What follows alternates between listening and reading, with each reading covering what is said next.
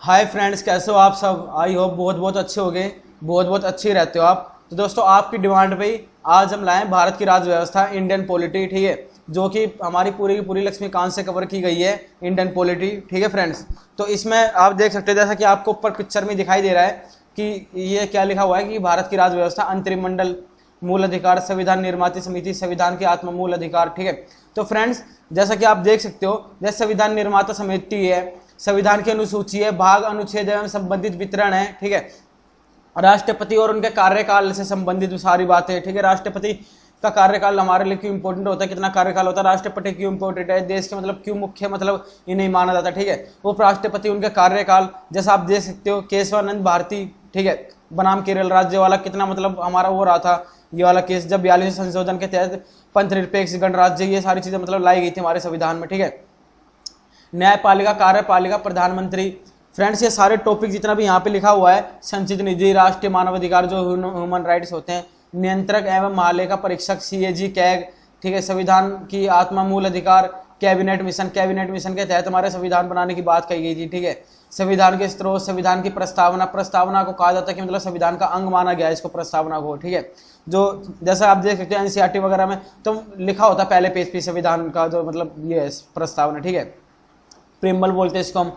प्रधानमंत्री व उनके कार्यकाल, संसद, निर्वाचन आयोग, मुख्यमंत्री, दल बदल कानून, ठीक है फ्रेंड्स। तो ये सारे टॉपिक आपके विस्तार से पढ़ाए जाएंगे इस पे, ठीक है, हमारे इस यूट्यूब चैनल पे। और ये सारे टॉपिक ना मतलब एक एक पॉइंट टू पॉइंट इनका नोट करे जाएंगे, ताकि आपके एग्जाम में अगर क्वेश्चन बनता है ना पॉलिटी से, तो आपका क्वेश्चन छूटे ना बिल्कुल भी, ठीक है फ्रेंड्स। तो इसी तरीके से हमने मतलब अपना डिजाइन कराइए, जो मतलब आज का हमारा भारत राज्य व्यवस्था की टॉपिक है, और ये आपका पहला पार्ट है भारत राज्य व्यवस्था का। धीरे धीरे इसके और भी पार्ट लाए जाएंगे, ठीक है फ्रेंड्स। तो आप सभी पार्टों को देखना, आपको देखना कितना मजा आने वाला है आपको इन वीडियोस में, क्योंकि आपका ये स्टैटिक पोर्शन इतना बढ़िया कवर हो जाएगा इस वीडियो से पॉलिटी का, कि मतलब मजा आ जाएगा आपको, सच बता रहा हूँ मैं। अगर आप नोट्स बनाओगे ना तो बहुत बहुत इंपॉर्टेंट रहने वाली है आपके लिए वीडियो। और नोट्स बनाना देखो बहुत इंपॉर्टेंट होता है, अगर आप सच्ची में एग्जाम की तैयारी कर रहे हो और आप सच्ची में कुछ करना चाहते हो ना इन फ्यूचर, तो नोट्स बनाओ, क्योंकि वो नोट्स ना आपके हमेशा काम आएंगे।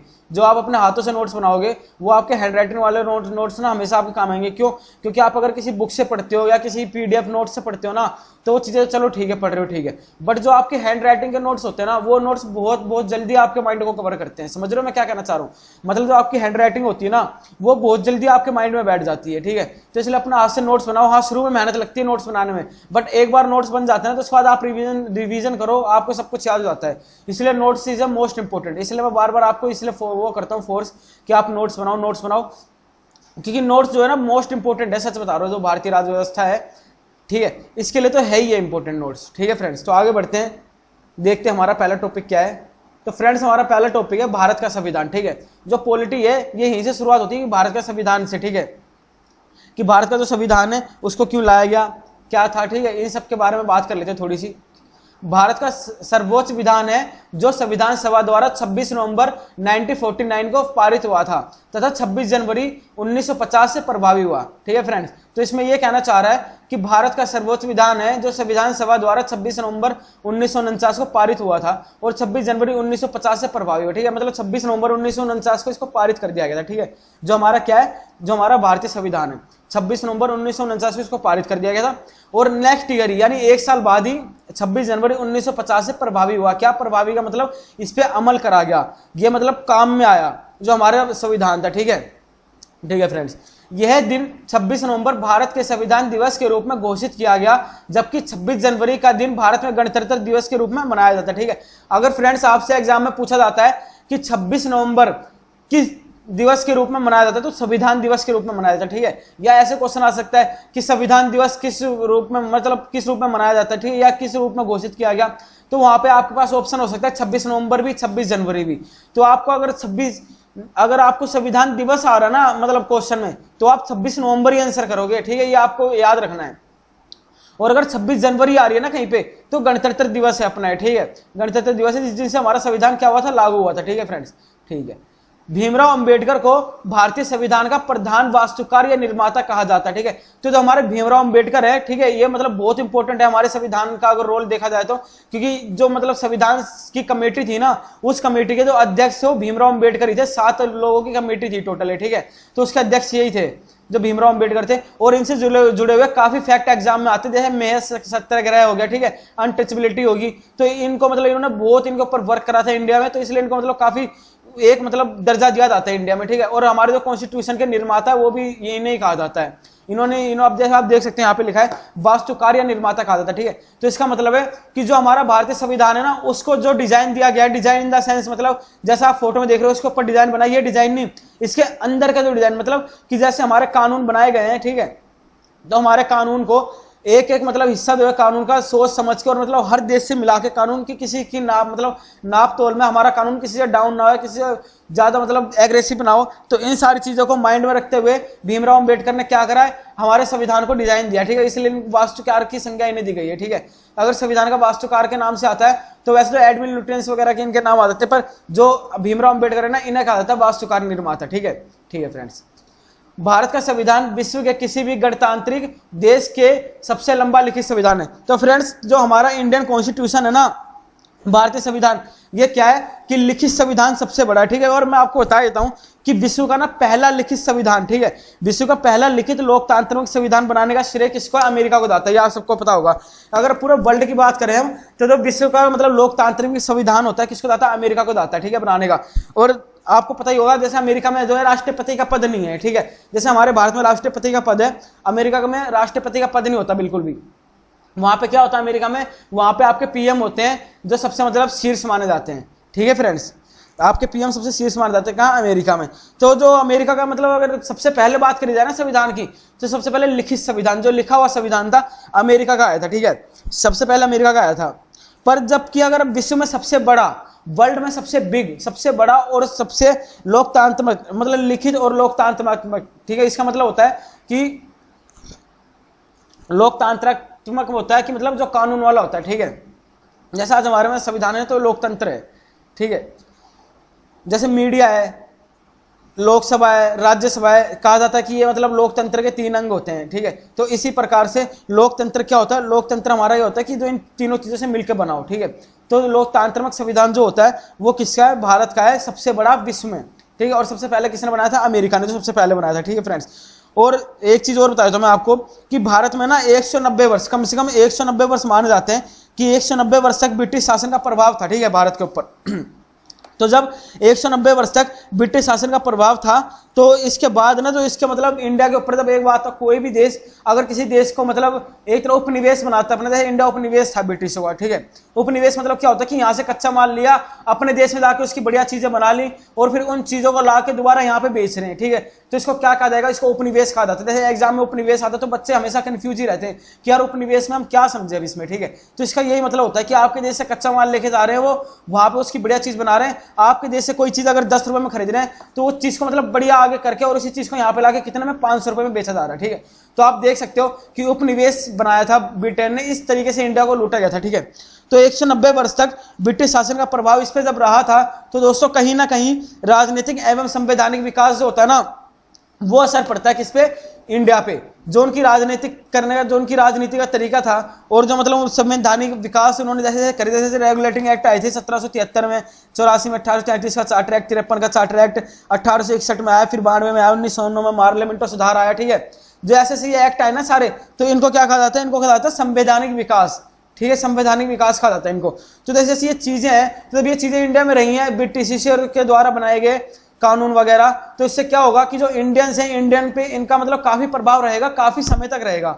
ठीक है फ्रेंड्स, ठीक है, तो अब क्या है? आप नोट्स बनाओ, पहली बात तो ये। ठीक है, नोट्स बनाओ। नोट्स कैसे बनाओ? जो यहाँ पे लिखा हुआ है उसको पढ़ो, और जो मैं आपको बताता हूँ ना, ज्यादातर उन चीजों को अपने माइंड में रखो, और जो चीज आपको मतलब बेस्ट लगती है ना, उन्हें छाट के अपने नोट्स में डालते रहो। नोट्स में डालते रहोगे तो आपके नोट्स थोड़ी सी मेहनत लगेगी बनाने में, थोड़ा सा टाइम कंज्यूम होगा आपका, बट सच बता रहा हूँ इतना बेस्ट हो जाएगा ना आपके लिए, इतना बेस्ट हो जाएगा कि बहुत बहुत बहुत इंपॉर्टेंट रहेगा आपके एग्जाम के पॉइंट ऑफ व्यू से। ठीक है फ्रेंड्स, ठीक है, तो भारत का संविधान विश्व के किसी भी गणतांत्रिक देश का सबसे लंबा लिखित संविधान है। ठीक है, ये मैंने आपको बता दिया है। चलो आगे बढ़ते हैं, अब थोड़ा सा आगे देख लेते हैं इसी में। ठीक है, ये देखिए हमारे संविधान के बारे में कुछ पढ़ लेते हैं। इसमें क्या है, भारत संविधान में वर्तमान समय में केवल 470 अनुच्छेद तथा 12 अनुसूचियां है। ठीक है, तो फ्रेंड्स जब शुरू में हमारा मतलब संविधान बना था तो इसमें 8 अनुसूचियां थी। ठीक है, कितनी थी, 8 अनुसूचियां थी। आगे देख लेते हैं, और ये 25 भागों में विभाजित है। आज के समय में इसमें 12 अनुसूचियां हैं और ये कितने 25 भागों में विभाजित है। परंतु इसके निर्माण के समय देखो, जैसे यहाँ पे लिखा हुआ है, परंतु इसके निर्माण के समय जब संविधान बनाया गया था तो इसके निर्माण के समय मूल संविधान में 395 अनुच्छेद, ठीक है, कितने 395 अनुच्छेद जो 22 भागों में विभाजित थे, इनमें केवल 8 अनुसूचियां थी। ठीक है, तो फ्रेंड्स क्या है, ये जब निर्माण करा गया था ना हमारे मूल संविधान का, तो हमारा संविधान है जब इसको बनाया गया था शुरू में, तो इसमें 395 अनुच्छेद थे। आर्टिकल्स जो होते हैं हमारे, आर्टिकल्स कितने थे, 395 आर्टिकल्स थे हमारे। ठीक है, और आप कितने 22 भागों में विभाजित है हमारे। 22 भागों में कैसे, जब भाग होता है, पहला भाग हमारा कैसे संबंधित है, संघ से संबंधित है पहला भाग, दूसरा नागरिकता से, तीसरा जो पद अधिकारी होते हैं इनके वेतन से संबंधित है। ठीक है, इस तरह चौथा नीति निर्देशक तक। तो ठीक है, इस तरीके से जो हमारे मतलब भाग बटे हुए हैं ना, तो 22 भागों में विभाजित करा गया। जैसे निर्वाचन आयोग भी आता है, ठीक है, और रिलेशन भी आता है इसके राज्य सरकार के और मतलब केंद्र सरकार के रिलेशन भी आते हैं इन 22 भागों के अंदर। तो एक भाग में एक है, दूसरे में दूसरा, तीसरे में तीसरा। ठीक है, अनुसूचित जाति जनजातियों के ऊपर भी जो मतलब हमारी अनुसूचियां, जैसे भाग के हिसाब से देखा जाए तो 16 है। ठीक है, तो ये चीजें हैं, तो इन चीजों में मतलब इन्हें भाग कहा जाता है। मैं आपको छोटी छोटी चीज इसलिए बता रहा हूं ताकि जब आप चीजें पढ़ो ना, तो जैसे अब आपके इसमें एक ही दम आ गया कि 22 भाग। अब कई बच्चों को होगा पता होगा कि भाग क्या है, 22 भाग किस बारे में बात हो रही है, और बहुत से ऐसे हमारे फ्रेंड्स होंगे जिन्हें पता ही नहीं होगा कि मतलब 22 भाग किस बारे में बात हो रही है। तो ये उनके लिए भी है ताकि एक ही बार में वो पढ़ के समझ जाए, ताकि उन्हें इस वीडियोस में और आगे आने वाली वीडियो में या वो कहीं पे भी पॉलिटिक्स से रिलेटेड कोई क्वेश्चन वगैरह या एमसीक्यूज वगैरह करते हैं तो उसमें उन्हें बिल्कुल भी घबराने की जरूरत ना पड़े, और एक एक चीज मतलब पढ़ते उनके माइंड में जब भी आ जाए, सेटअप जब भी बैठ जाए कि हाँ ये चीज हमने वहां पे पढ़ी थी। ठीक है, और ये चीज इससे रिलेटेड है। अगर आपके माइंड में एक छोटा सा कॉन्सेप्ट भी होगा ना किसी चीज को लेके कि ये चीज इससे नहीं इससे रिलेटेड है, तो आप मतलब आंसर करने में आपको काफी बेनिफिट मिलेगा, काफी हेल्प मिलेगी। ठीक है फ्रेंड्स, ठीक है, तो देखते हैं हम क्या था। 22 भागों में विभाजित थे, इसमें केवल कितनी 8 अनुसूचियां थी पहले, और आज के समय में कितनी है 12 अनुसूचियां हैं। ठीक है फ्रेंड्स, बाहर तो आगे देख लेते हैं अगला क्या लिखा हमारा।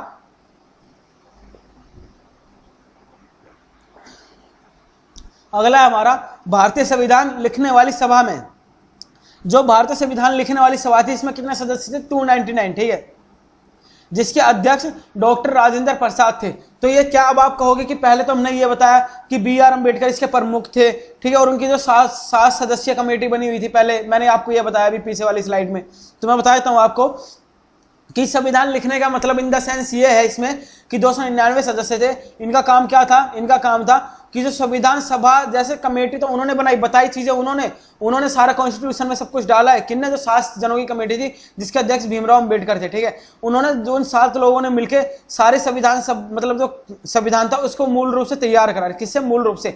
पर जो लिखी गई ना कमेटी, जो हैंड राइटिंग से लिखी गई थी, वो क्या है, वो इनके द्वारा लिखी जा रही थी। क्यों, क्योंकि वो ये लिख रहे थे कि जो इनको अगर उन कमेटियों में क्या नाम है, जो इन्हें डिस्कशन मतलब उन कमेटियों में जो कमियां लग रही थी ना, उन कमेटी के हिसाब से बनाए गए कानून में जो कमियां लगती थी इन्हें, तो 299 सदस्य अलग अलग कम्युनिटीज के थे। इसमें हिंदू भी थे, मुस्लिम भी थे, सिख भी थे। ठीक है, इसमें बल्कि पारसी भी थे, ईसाई भी थे, और पंजाबी मतलब अपने सरदार भी थे। ठीक है, पंजाबी कम्युनिटी भी थी। और ठीक है, तो मतलब इस तरीके से इसमें कम्युनिटीज थी 299 सदस्यों में, जो हमारे पार्लियामेंट में बैठी थी। और पार्लियामेंट में उस टाइम पे जो मतलब अध्यक्षता कर रहे थे वो हमारे, देखो जैसे यहाँ पे लिखा राजेंद्र प्रसाद, तो राजेंद्र प्रसाद जी अध्यक्षता कर रहे थे इसकी। ठीक है फ्रेंड्स, मैं आपको एक चीज बता देता हूँ, अगर आपको मतलब संविधान इस तरीके से समझना है ना, तो आप ये तो देख रहे हो वीडियो, ठीक है, ये तो ठीक है, पर समझने के लिए अगर आपको मतलब मूल रूप से जैसे फेस वगैरह होते हैं ना सबके, कि अंबेडकर कैसे दिखते थे, गांधी तो खैर थे नहीं संविधान सभा में। ठीक है, नेहरू जी कैसे दिखते थे, वल्लभ भाई कैसे थे, राजेंद्र प्रसाद कैसे थे। ठीक है, पीटी सब मतलब जैसे रमैया, सीटीवी रमैया, वो कैसे दिखते थे, तो जैसे पट्टाभी सीटी रमैया नाम है उनका। ठीक है, कैसे दिखते थे। तो ये जब सारे लोग अगर इनका फेस आपके माइंड में बैठ जाएगा ना, इनका फेस भी, जब भी आप मतलब काफी आसानी से कर लोगे क्वेश्चन आंसर, और बहुत आसान रहेगा आपको समझने में। तो इसके लिए जो मैंने राज्यसभा पे, आप देख सकते हो मूवी है पूरी की पूरी किसके ऊपर, पॉलिटी के ऊपर, हमारे संविधान के ऊपर। किस पे, राज्यसभा पे 10 पार्ट है उसके, 1-1 घंटे के। अगर आप जाके वो मूवी देखोगे ना तो आपको बहुत बहुत बहुत हेल्प मिलेगी। फ्रेंड्स देखो, मेरा काम ये नहीं है कि मैं सिर्फ अपना चैनल ऊपर करने की कोशिश करूं या ये चीज सोचूं कि हमारी वीडियो दिखे। देखो, इससे मतलब नहीं है। ठीक है, मेन मतलब है कि अगर मैं कुछ पढ़ रहा हूं और मैं आपको पढ़ा रहा हूं, ठीक है, और अगर हम कुछ करना चाहते हैं तो हम मिलकर ही कर सकते हैं आगे इन फ्यूचर। ठीक है, तो इसलिए इससे क्या होगा कि मैंने आपको एक छोटी सी चीज बताई कि आप वीडियो देखो, और कोई भी नहीं बताता, देखते सब है, जितने भी चाहे आप अनअकैडमी में पढ़ो, स्टडी IQ पे पढ़ो, ठीक है। अगर वो लोग भी ज्यादा से ज्यादा कोशिश करते हैं कि उनका माइंड भी मतलब खुले, ठीक है, उससे क्या होता है कि माइंड खुलने से हम ज्यादा ज्यादा मतलब चीजें बता सकते हैं और समझ सकते हैं। तो इसके लिए ना वो लोग भी मतलब राज्यसभा वाले डिबेट्स वगैरह देखते हैं। तो इसलिए मैंने आपको ये एडवाइस दी है कि आप जाके एक बार मतलब कोशिश करना देखने की। वो इंग्लिश में है खैर, पर फिर भी आपको सब कुछ समझ में आएगा कि आप देखोगे कि किस तरीके से संविधान हमारा बनाया गया था, कैसे कैसे मतलब कमेटियां बैठी, कितने कितनी बहस हुई, ठीक है, सारी चीज आपको देखने को मिल जाएगी राज्यसभा पे। तो मैं आपको बता रहा हूँ, ठीक है, उस पर आप जाके देख सकते हो। संविधान के 10 पार्ट है उस पर, ठीक है फ्रेंड्स। तो आगे देखते हैं। संविधान सभा ने 26 नवंबर 1949 में अपना काम पूरा कर लिया और 26 जनवरी 1950 को यह संविधान लागू हुआ, ठीक है। तो क्या ये संविधान सभा ने 26 नवंबर 1949 में अपना काम पूरा कर दिया, ठीक है। जैसे कि पीछे वाली स्लाइड में हमने पढ़ा था कि जो संविधान सभा है 26 नवंबर 1949 को अपना काम पूरा कर लिया था। तो आपसे एग्जाम में कैसे पूछेंगे पता ही है, ये एग्जाम में आपसे इस तरीके से पूछेंगे कि हमारा संविधान अंगीकृत कब किया गया, ठीक है। अंगीकृत वर्ड लाएंगे, इससे आप कंफ्यूज जाओगे, ठीक है। और एग्जामिनर का काम ही यही होता है कंफ्यूज करना, ठीक है, कंफ्यूज करना काम होता है मैन उसका, एग्जामिनर का। तो आपको क्या करना है, जहां पे अंगीकृत नाम आता है ना, अंगीकृत का मतलब होता है कि हाँ वो रेडी हो चुकी है चीज, ठीक है। तो इसमें क्या है कि 26 नवंबर 1949 में अपना काम पूरा कर लिया और 26 जनवरी 1950 को यह संविधान लागू हुआ, ठीक है फ्रेंड्स, ठीक है। तो इसी दिन की याद में हर वर्ष 26 जनवरी 1950 को गणतंत्र दिवस के रूप में मनाते हैं, ठीक है। तो इसी दिन की याद में हर वर्ष 26 जनवरी 1950 को गणतंत्र दिवस के रूप में मनाते हैं, ठीक है। ये आप सबको पता है, जैसे कि गणतंत्र दिवस के रूप में आप सबको पता है कि विजय पथ से लेके और कहां तक हमारी लाल किले तक झांकियां निकलती हैं। इस झांकी में हमारे देश के जितने अलग अलग स्टेट होते हैं वो अपना अपना परफॉर्मेंस रखते हैं, ठीक है। और इसमें भारत के मुख्य अतिथि भी आते हैं हमारे दूसरे देशों के, ठीक है। जैसे दूसरे देश के PM वगैरह हो गए वो भी आते हैं हमारे देश में, हमारे देश के PM वगैरह और जो मतलब सभी राज्यों के जो मंत्री वगैरह होते हैं सारे होते हैं, VIPs भी होते हैं इसमें, ठीक है। गणतंत्र दिवस के दिन इतना मतलब उससे मनाया जाता है और टीवी पे लाइव टेलीकास्ट आता है, सब पता ही है आपको गणतंत्र दिवस के बारे में, ठीक है फ्रेंड्स, ठीक है। आगे देखते हैं। इसी में भारतीय संविधान को पूर्ण रूप से तैयार करने में 2 वर्ष 11 महीने 18 दिन लगे, ठीक है। तो देखो ये मोस्ट इंपोर्टेंट है कि भारतीय संविधान को पूर्ण करने में पूर्ण रूप से कितना समय लगा। तो ये आपको क्या लिखना है कि 2 वर्ष 11 माह 18 दिन लगे पूर्ण रूप से, ठीक है। और कितने दिन लगे थे, 2 वर्ष 11 महीने 18 दिन लगे थे पूर्ण रूप से किसको, संविधान सभा को तैयार करने में, ठीक है। और जो हमारे क्या हुआ था, जो संविधान लिखने वाले मतलब सदस्य, इसमें 299 सदस्य थे, 299 मेंबर्स थे। इसके अध्यक्ष कौन थे, डॉक्टर राजेंद्र प्रसाद, ठीक है फ्रेंड्स। आगे देखते हैं, अगला बढ़ते हैं हमारा कि क्या है। मैं आपको एक चीज और बता देता हूँ इसके बारे में कि ये जो लिखा हुआ है ना 299 सब मतलब मेंबर थे, तो इसमें ना शुरू में जब मतलब ये लाया गया था तो इसमें 389 सदस्य रखे गए थे, ठीक है। पर जब विभाजन हो गया ना हमारा 1947 को, तो 1947 के बाद कितने मतलब 299 आदमी रह गए थे हमारे, ठीक है। आपको ये भी याद रखना है, अपने नोट्स में नोट डाउन कर लो आप कि 389 मेंबर शुरू में थे संविधान सभा गठन करने में, ठीक है। पर बाद में इसकी जनसंख्या घट के कितनी होगी, आज़ादी के बाद 299 रहेगी, ठीक है, ठीक है फ्रेंड्स, ठीक है। आगे बढ़ते हैं, अगला देखते हैं। देखिए 1946 का कैबिनेट मिशन है जिसके तहत मतलब प्रस्ताव लाया गया था हमारे संविधान सभा का गठन करने के लिए, ठीक है। तो इसके बारे में बात कर लेते हैं थोड़ा सा। आप देख सकते हैं इमेजेस में, ये हमारे कैबिनेट मिशन इसके मतलब उस टाइम के मेंबर्स हैं जिसमें लगभग सारे मेंबर्स बैठे हुए हमारे, अली जिन्ना लग रहे हैं मुझे सामने, ठीक है फ्रेंड्स। तो आगे बढ़ते हैं, अब देखते हैं इसके बारे में क्या है ये। वर्ष 1946 में ब्रिटेन के प्रधानमंत्री एटली, ठीक है। तो ब्रिटेन के प्रधानमंत्री कौन थे उस समय, एटली। कौन थे ब्रिटेन के प्रधानमंत्री, एटली। तो ये प्रधानमंत्री एटली थे प्रधानमंत्री एटली ने भारत में एक 3 सदस्यीय उच्च स्तरीय शिष्टमंडल भेजने की घोषणा करी। मतलब जो अपना कैबिनेट मिशन था, ये कैबिनेट मिशन में 3 आदमियों को भेजा गया था, किसके द्वारा, एटली कौन थे, जो कि प्रधानमंत्री थे, कहाँ के, ब्रिटेन के, ठीक है। तो जो 3 सदस्यीय आयोग था हमारा कैबिनेट मिशन के तहत जो आया था भारत में, ठीक है। इसमें जो 3 मेंबर थे ये किस लिए आए थे, ये भारत में मतलब कानून बनाने के लिए आए थे। और इसका मैं बता दूं आपको काफी विरोध किया गया था इंडिया में, ठीक है, कि इस मिशन को वापस लेने के लिए काफी विरोध करा गया था, ठीक है। इसके नारे भी लगाए गए थे भारत में कि इसको वापस लिया जाए। तो इसके बारे में देख लेते थोड़ा सा। इस शिष्टमंडल में ब्रिटिश कैबिनेट के 3 सदस्य थे, लॉर्ड पैथिक लॉरेंस, ठीक है, सर स्टेफर्ड क्रिप्स और तीसरे कौन है, एवी अलेक्जेंडर। तो जो हमारे लॉर्ड ये है पैथिक लॉरेंस, ये क्या थे, ये भारत सचिव बनकर आए थे, ठीक है, इंडिया में। और जो हमारे सर स्टेफर्ड क्रिप्स हैं ये क्या थे, ये व्यापार बोर्ड के अध्यक्ष थे। मतलब जितना व्यापार भारत से करा जाता था ना उस टाइम में भारत को पूरी तरह लूटा गया। जैसे मैंने आपको बताया पहले भी, उपनिवेश था भारत। उपनिवेश का मतलब मैंने आपको बता दिया, आप पीछे स्लाइड में देख सकते हैं, ठीक है। उपनिवेश क्या होता है, जैसे यहाँ से कच्चा माल लेकर अपने देश में जाकर बढ़िया चीज बना ली और फिर वहां से लाके यहाँ भेज दिया, इसको उपनिवेश बोलते हैं, ठीक है। तो क्या है कि ये व्यापार बोर्ड के अध्यक्ष थे। तो व्यापार जितना भी होता था वो इनकी निगरानी में करवाया जाता था, मतलब किसकी, स्टेफर्ड क्रिप्स की निगरानी में, ठीक है। और तथा ए बी अलेक्जेंडर, ठीक है, ये क्या थे, एडमिरलिटी, ठीक है, एडमिरलिटी के प्रथम लॉर्ड या नौसेना मंत्री। इसका एडमिरलिटी का मतलब होता है जो नौसेना मंत्री होते हैं, ठीक है। नौसेना हमारी क्या होती है, जैसे हमारी 3 सेना होती है फ्रेंड्स, मैं बताया था आपको, जल सेना, थल सेना, वायु सेना, ठीक है। तो जो हमारी जल सेना होती है वो हमारी नौसेना होती है, ठीक है फ्रेंड्स। जो जल सेना होती है ना हमारी, जो सबमरीन वगैरह में चलती है, जल सेना होती है, ठीक है। जैसे तो उन्हें क्या बोलते हैं, नौसेना बोलते हैं। क्या बोलते हैं ना, नौसेना बोलते हैं, ठीक है, ठीक है। तो जो इस मिशन को विशिष्ट अधिकार दिए गए थे तथा इसका कार्य भारत को शांतिपूर्ण सत्ता हस्तांतरण के लिए उपायों एवं संभावनाओं को तलाशना था, ठीक है। तो फ्रेंड्स सत्ता हस्तांतरण के लिए, ठीक है, क्या, सत्ता हस्तांतरण। तो मैं बता देता हूँ आपको, जैसे आपके एग्जाम में आता है डायरेक्ट सत्ता, तो आप कंफ्यूज आते हैं यार सत्ता से क्या समझे हम। तो सत्ता का मतलब होता है कि जैसे आज के समय में आप देख सकते हो कि जैसे हमारी क्या है, जैसे भाजपा की सरकार है, ठीक है। तो क्या है, भाजपा की सरकार हमारे देश में, तो सत्ता में किसकी सरकार है, भाजपा की सरकार है। मतलब कि एक देश की पावर जब किसी सरकार के हाथ में आ जाए ना तो सत्ता कहा जाता है उसको, ठीक है। अब जैसे पूरी की पूरी पावर इस टाइम पे इन सेंट्रल गवर्नमेंट के हाथ में हमारे देश की, तो ये क्या, ये इनकी सत्ता है, तो इसको सत्ता कहा जाता है, ठीक है। तो सत्ता हस्तांतरण के लिए मतलब सत्ता के ऊपर पकड़ बनवाने के लिए इन्हें भेजा गया था भारत में, ठीक है, कि आप भारत में जाओ, वहां पे जाके आप मतलब कानून वगैरह बनाओ और वहां के लोगों को दो उनका संविधान, ठीक है। तो ये इसलिए लाया गया था, क्या, जो 1946 का हमारा कैबिनेट मिशन था, ठीक है। 1946 का जो कैबिनेट मिशन था इसलिए लाया गया था, ठीक है। और इसमें जो थे 3 सदस्य, ये आपको ऐसे लिखना नोट्स में भी अपने कि ये 3 सदस्यीय आयोग था, मतलब 3 सदस्यीय आयोग था। इसमें कौन कौन थे, पैट्रिक लॉरेंस थे, स्टेफर्ड क्रिप्स थे, एबी अलेक्जेंडर थे, ठीक है। और क्या है, और बता दो कि मतलब इसी की सिफारिश पर ना संविधान सभा का गठन किया गया था, किसकी, कैबिनेट मिशन की सिफारिश पर, ठीक है, ठीक है।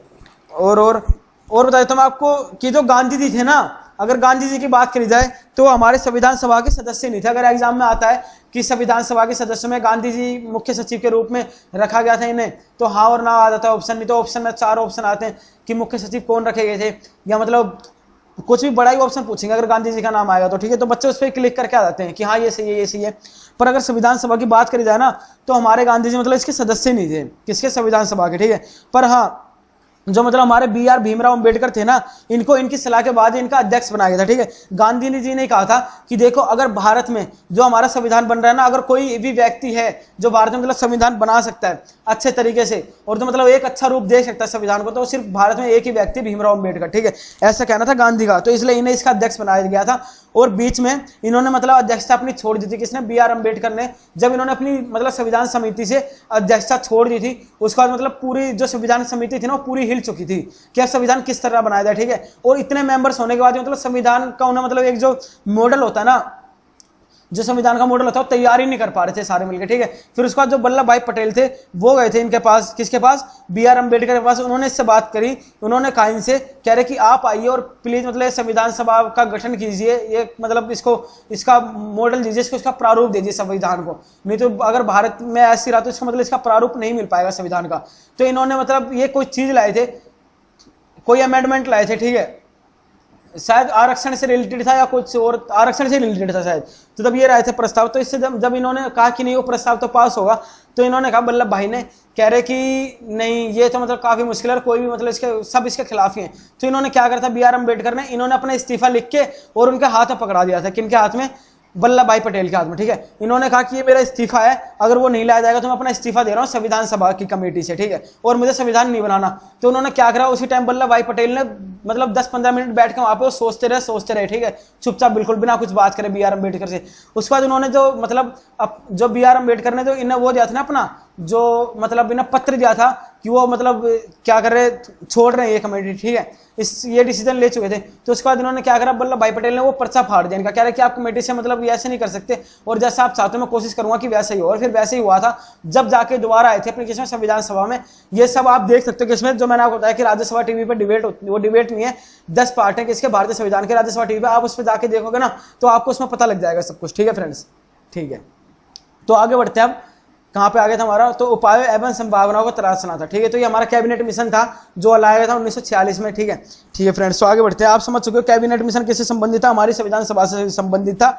कितने सदस्य थे, 3 सदस्य थे। कौन कौन थे, नाम आपके सामने लिखे, आप पढ़ सकते हो। ठीक है फ्रेंड्स, आगे बढ़ते हैं अब। और गांधी जी मतलब इसके कभी भी अध्यक्ष नहीं थे, किसके, हमारे संविधान समिति के। ठीक है। और एक चीज और बता देता हूं मैं आपको, जैसा कि आपने पीछे देखा कि 2 वर्ष 11 महीने 18 दिन लगे थे किसको, संविधान सभा को बनाने में। ठीक है, पर इसमें जो संविधान सभा हमारा तब बन रहा था ना, तो इतने समय में जो इस पर पैसा था ना, वो लगभग 64 लाख रुपए तक खर्च हो चुका था संविधान सभा के ऊपर। ठीक है, तो मतलब इतना 64 लाख रुपए खर्च होने के बाद, 64 लाख रुपए की कीमत खर्च होने के बाद, रकम खर्च होने के बाद संविधान सभा जो संविधान था पूरी तरह उसका निर्माण किया गया। ठीक है फ्रेंड्स, आगे बढ़ते हैं, नेक्स्ट देखते हैं अपना क्या है।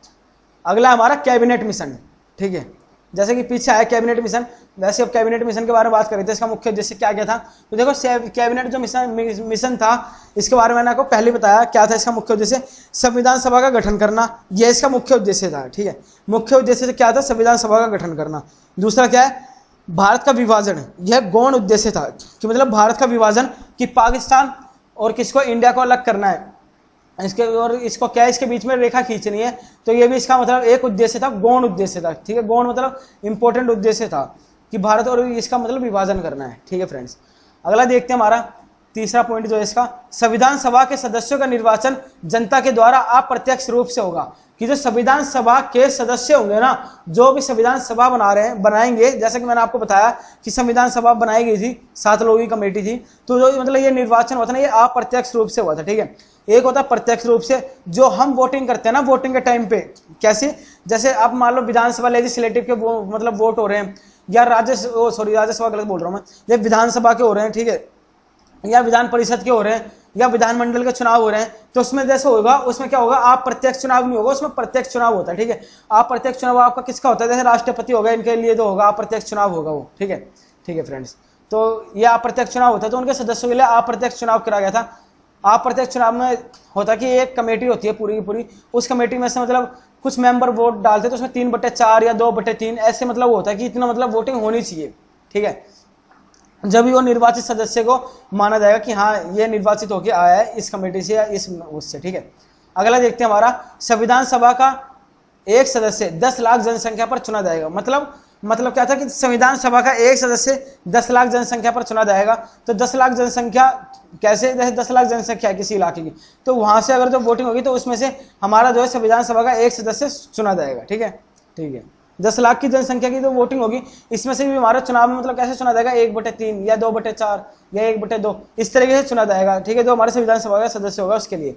अगला देखते हैं हमारा, संविधान सभा में कुल 389 सदस्य होंगे, इनमें से 296 सदस्य निर्वाचित होंगे और 93 में सदस्य मनोनीत होंगे, जिसमें 14 सदस्य राजस्थान से सम्मिलित थे। ठीक है, इसके बारे में बताता हूँ थोड़ा सा आपको, क्या ये संविधान सभा में कुल सदस्य 389 होंगे, समझ चुके आपके यहाँ जो संविधान सभा उसमें टोटल मतलब जो मेंबर्स होंगे कितने होंगे, 389 होंगे, 389 होंगे।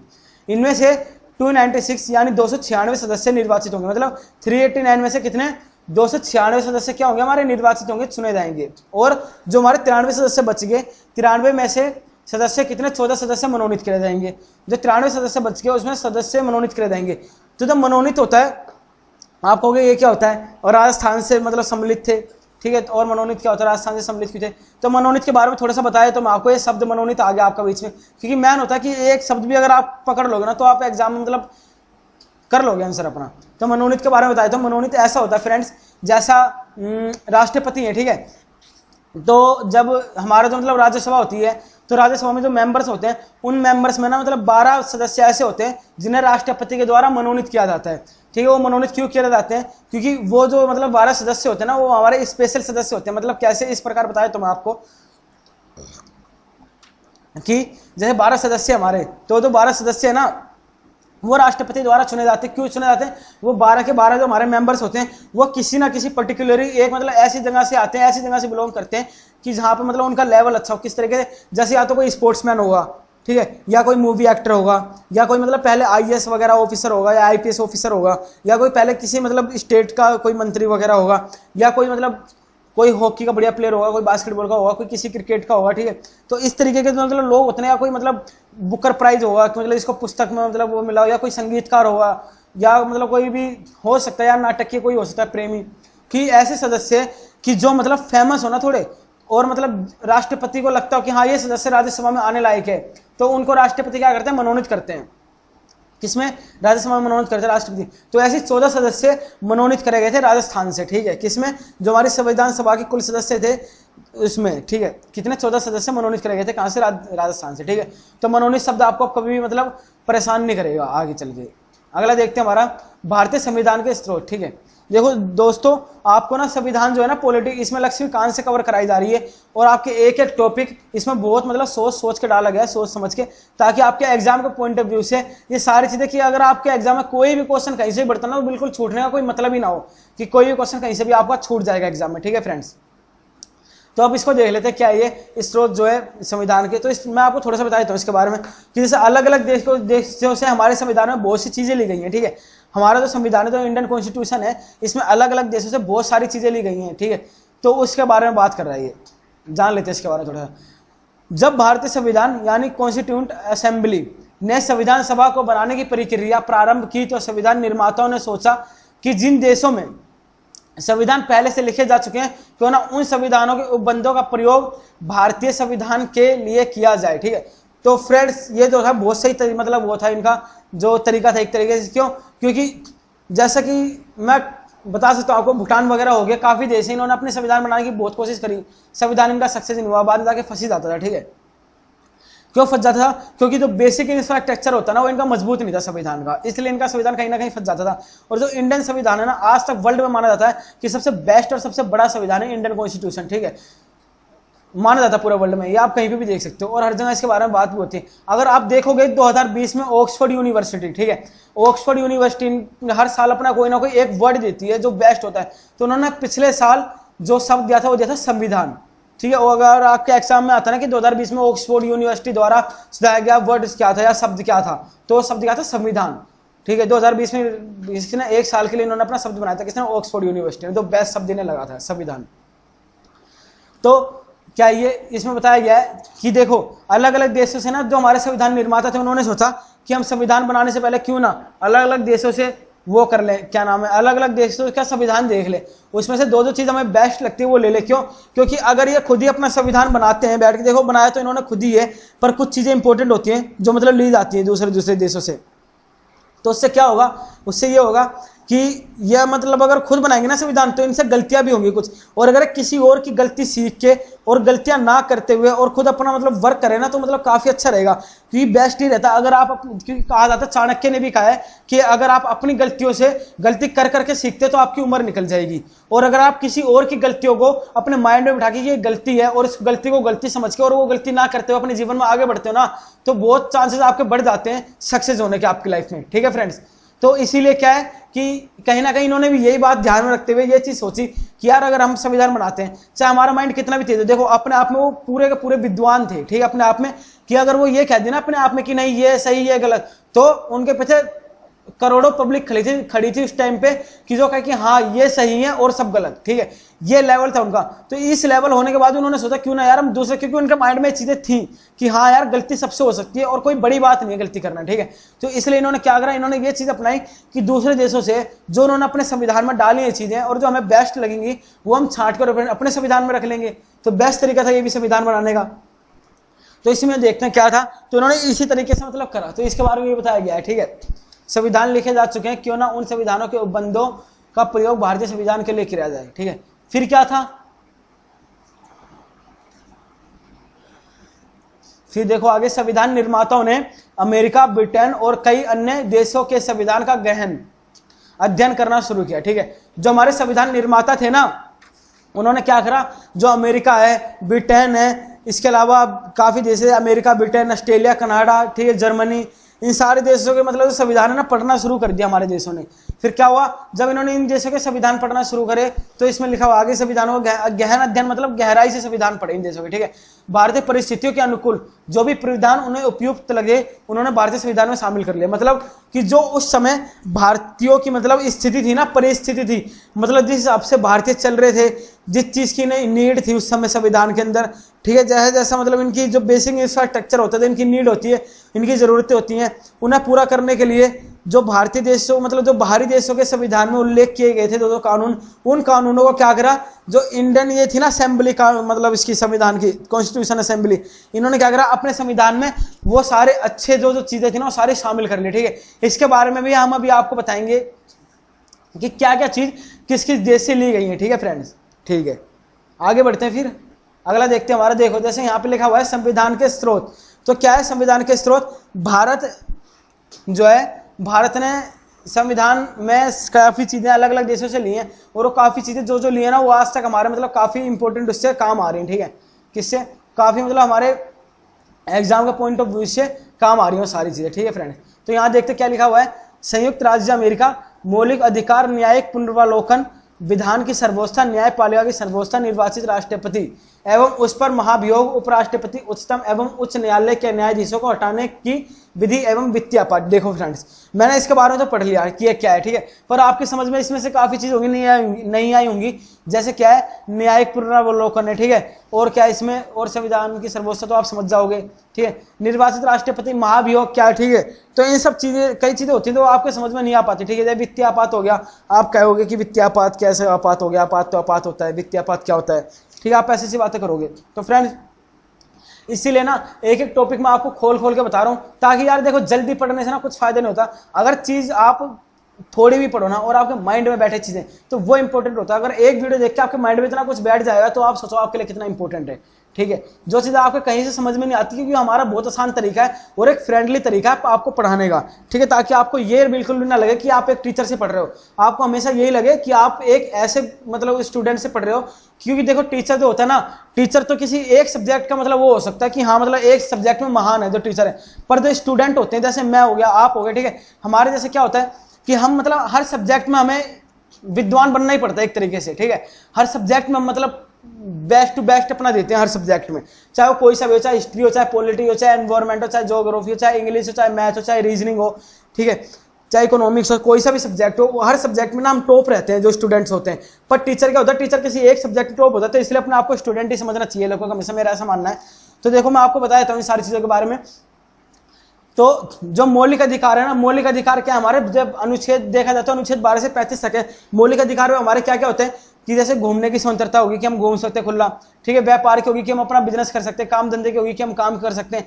ठीक है, हम पूरे भारत में कहीं पे भी जाके फ्री में, मतलब फ्री में तो नहीं, हम पूरे भारत में कहीं भी जाके भ्रमण कर सकते हैं, घूम सकते हैं। ठीक है, और क्या आता है हमारा इसमें कि देखो अस्पृश्यता होती है जैसे, ठीक है, इसकी छुआछूत हमारा मौलिक अधिकार में आता है। पुलिस अगर हमें गिरफ्तार करती है तो उससे पहले क्या क्या प्रावधान होते हैं, पुलिस हमें गिरफ्तार नहीं कर सकती, सारी चीजें किसमें आती है, मौलिक अधिकार में आती है हमारी। ठीक है, ये भी अभी आपको आगे विस्तार से मतलब पढ़ाया जाएगा हमारी इसी इन्हीं वीडियोज में। ठीक है फ्रेंड्स, न्यायिक पुनर्वालोकन ये क्या होता है?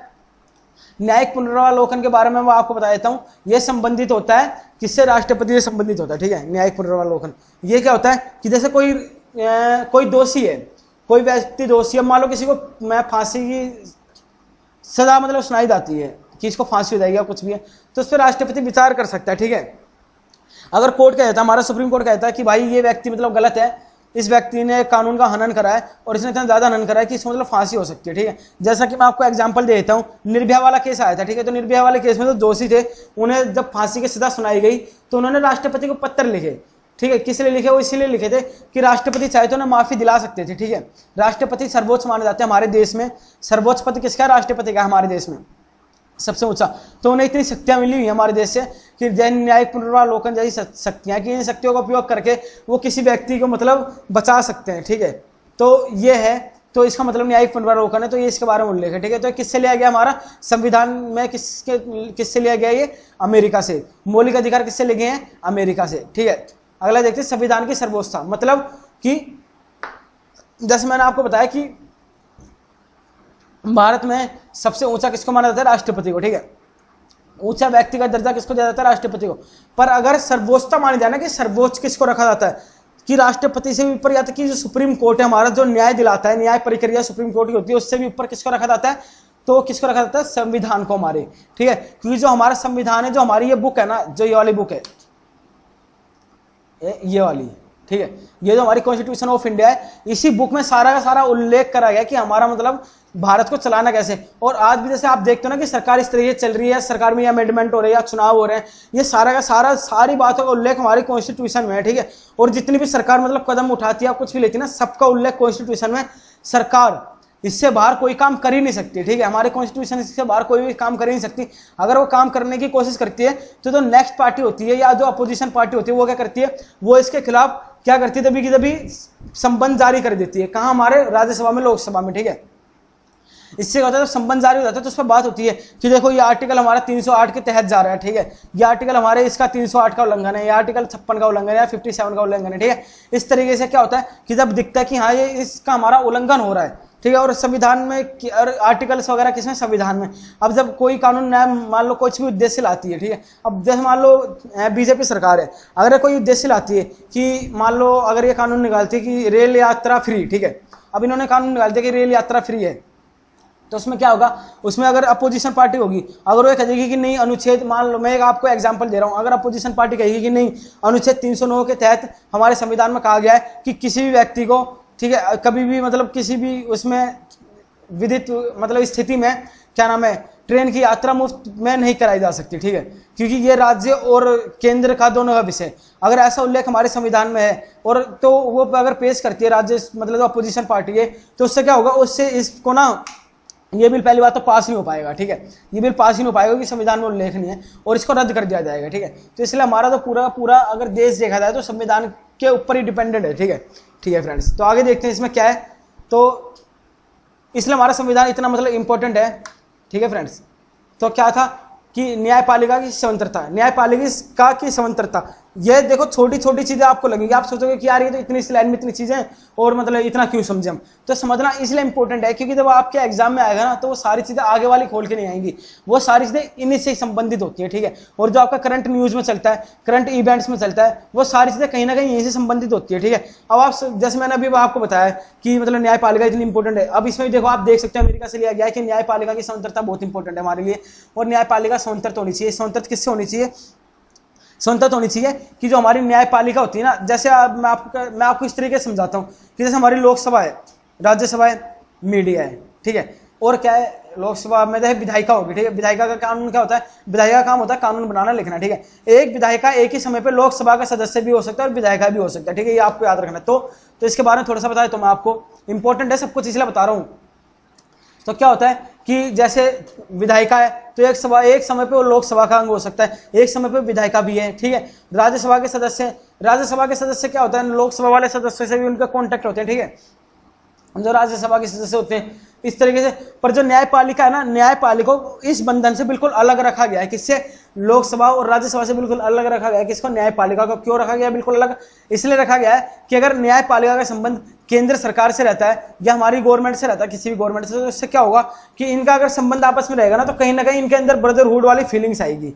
किनके अंदर, जो हमारी मतलब करंटली या इन फ्यूचर जो करंटली हमारी गवर्नमेंट होगी उसके अंदर, और इन फ्यूचर या इस समय में, प्रेजेंट समय में जो हमारी न्यायपालिका इसमें, ठीक है। तो इसमें क्या होगा, जब इनमें अगर फ्रेंडली मतलब वो आएगा ना, तो ये कभी भी डिस्प्यूट अगर होगा तो ये एक दूसरे का मतलब क्या करेंगे, साथ दे देंगे।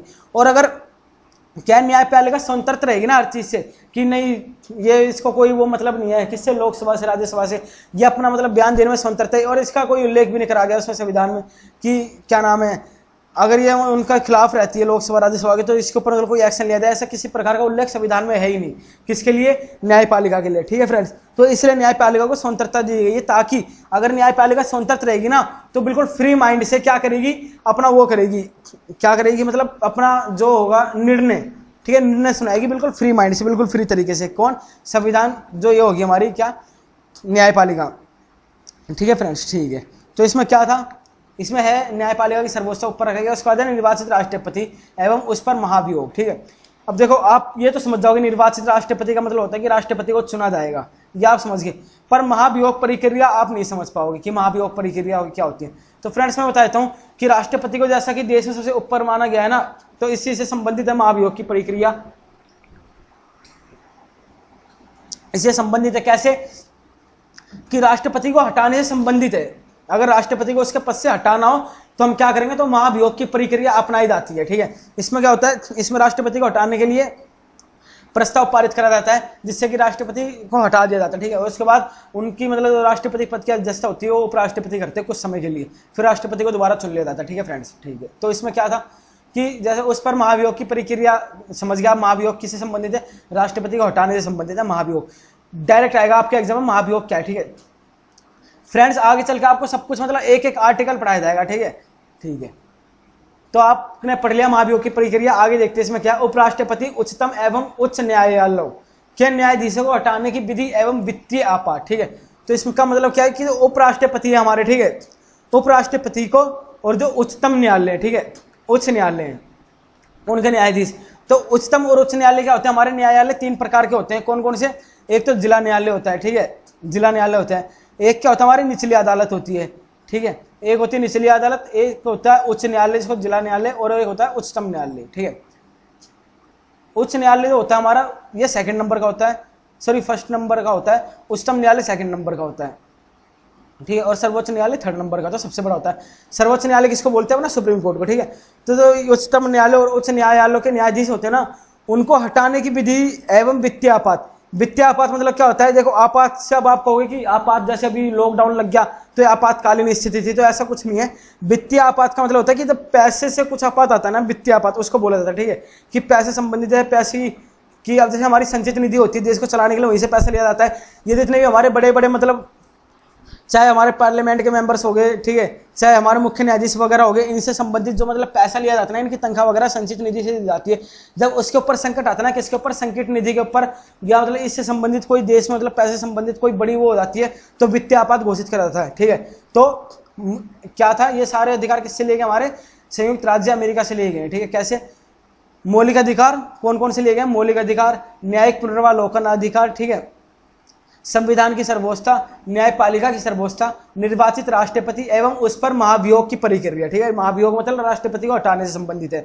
उपराष्ट्रपति, उच्चतम एवं उच्च न्यायालयों के न्यायाधीशों को हटाने की विधि एवं वित्तीय आपात किससे लिया गया, ये सब हमारा अमेरिका से लिया गया है, ठीक है फ्रेंड्स।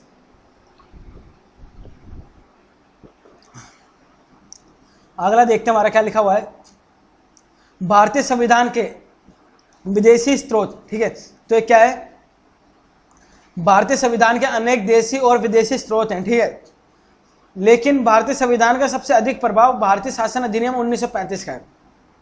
तो फ्रेंड्स देखो ये क्या है कि 1935 में ना हमारा संविधान बनाया गया था, ठीक है, जो इंडियंस के द्वारा ही बनाया गया था 1935 में, ठीक है। तो जो हमारा अगर पूछा जाए ना कभी आपके एग्जाम में आता है कि जो आपका मतलब संविधान है, जो संविधान आपको 1950 को लागू हुआ भारतीय संविधान, उसका बेसिक, अगर बेसिक पूछा जाए ना, बेसिक स्ट्रक्चर किसकी तरह है या किस अधिनियम से संबंधित है, तो आपको क्या करना, ऑप्शन अब अगर आपके पास आते तो 1935 का जो अधिनियम लाया गया था, भारत शासन अधिनियम, वो यही है जो हमारा आज का कॉन्स्टिट्यूशन है, ये और वो कॉन्स्टिट्यूशन कहीं ना कहीं मतलब मेल खाते हैं, ठीक है, ठीक है फ्रेंड्स। तो इसमें यही है कि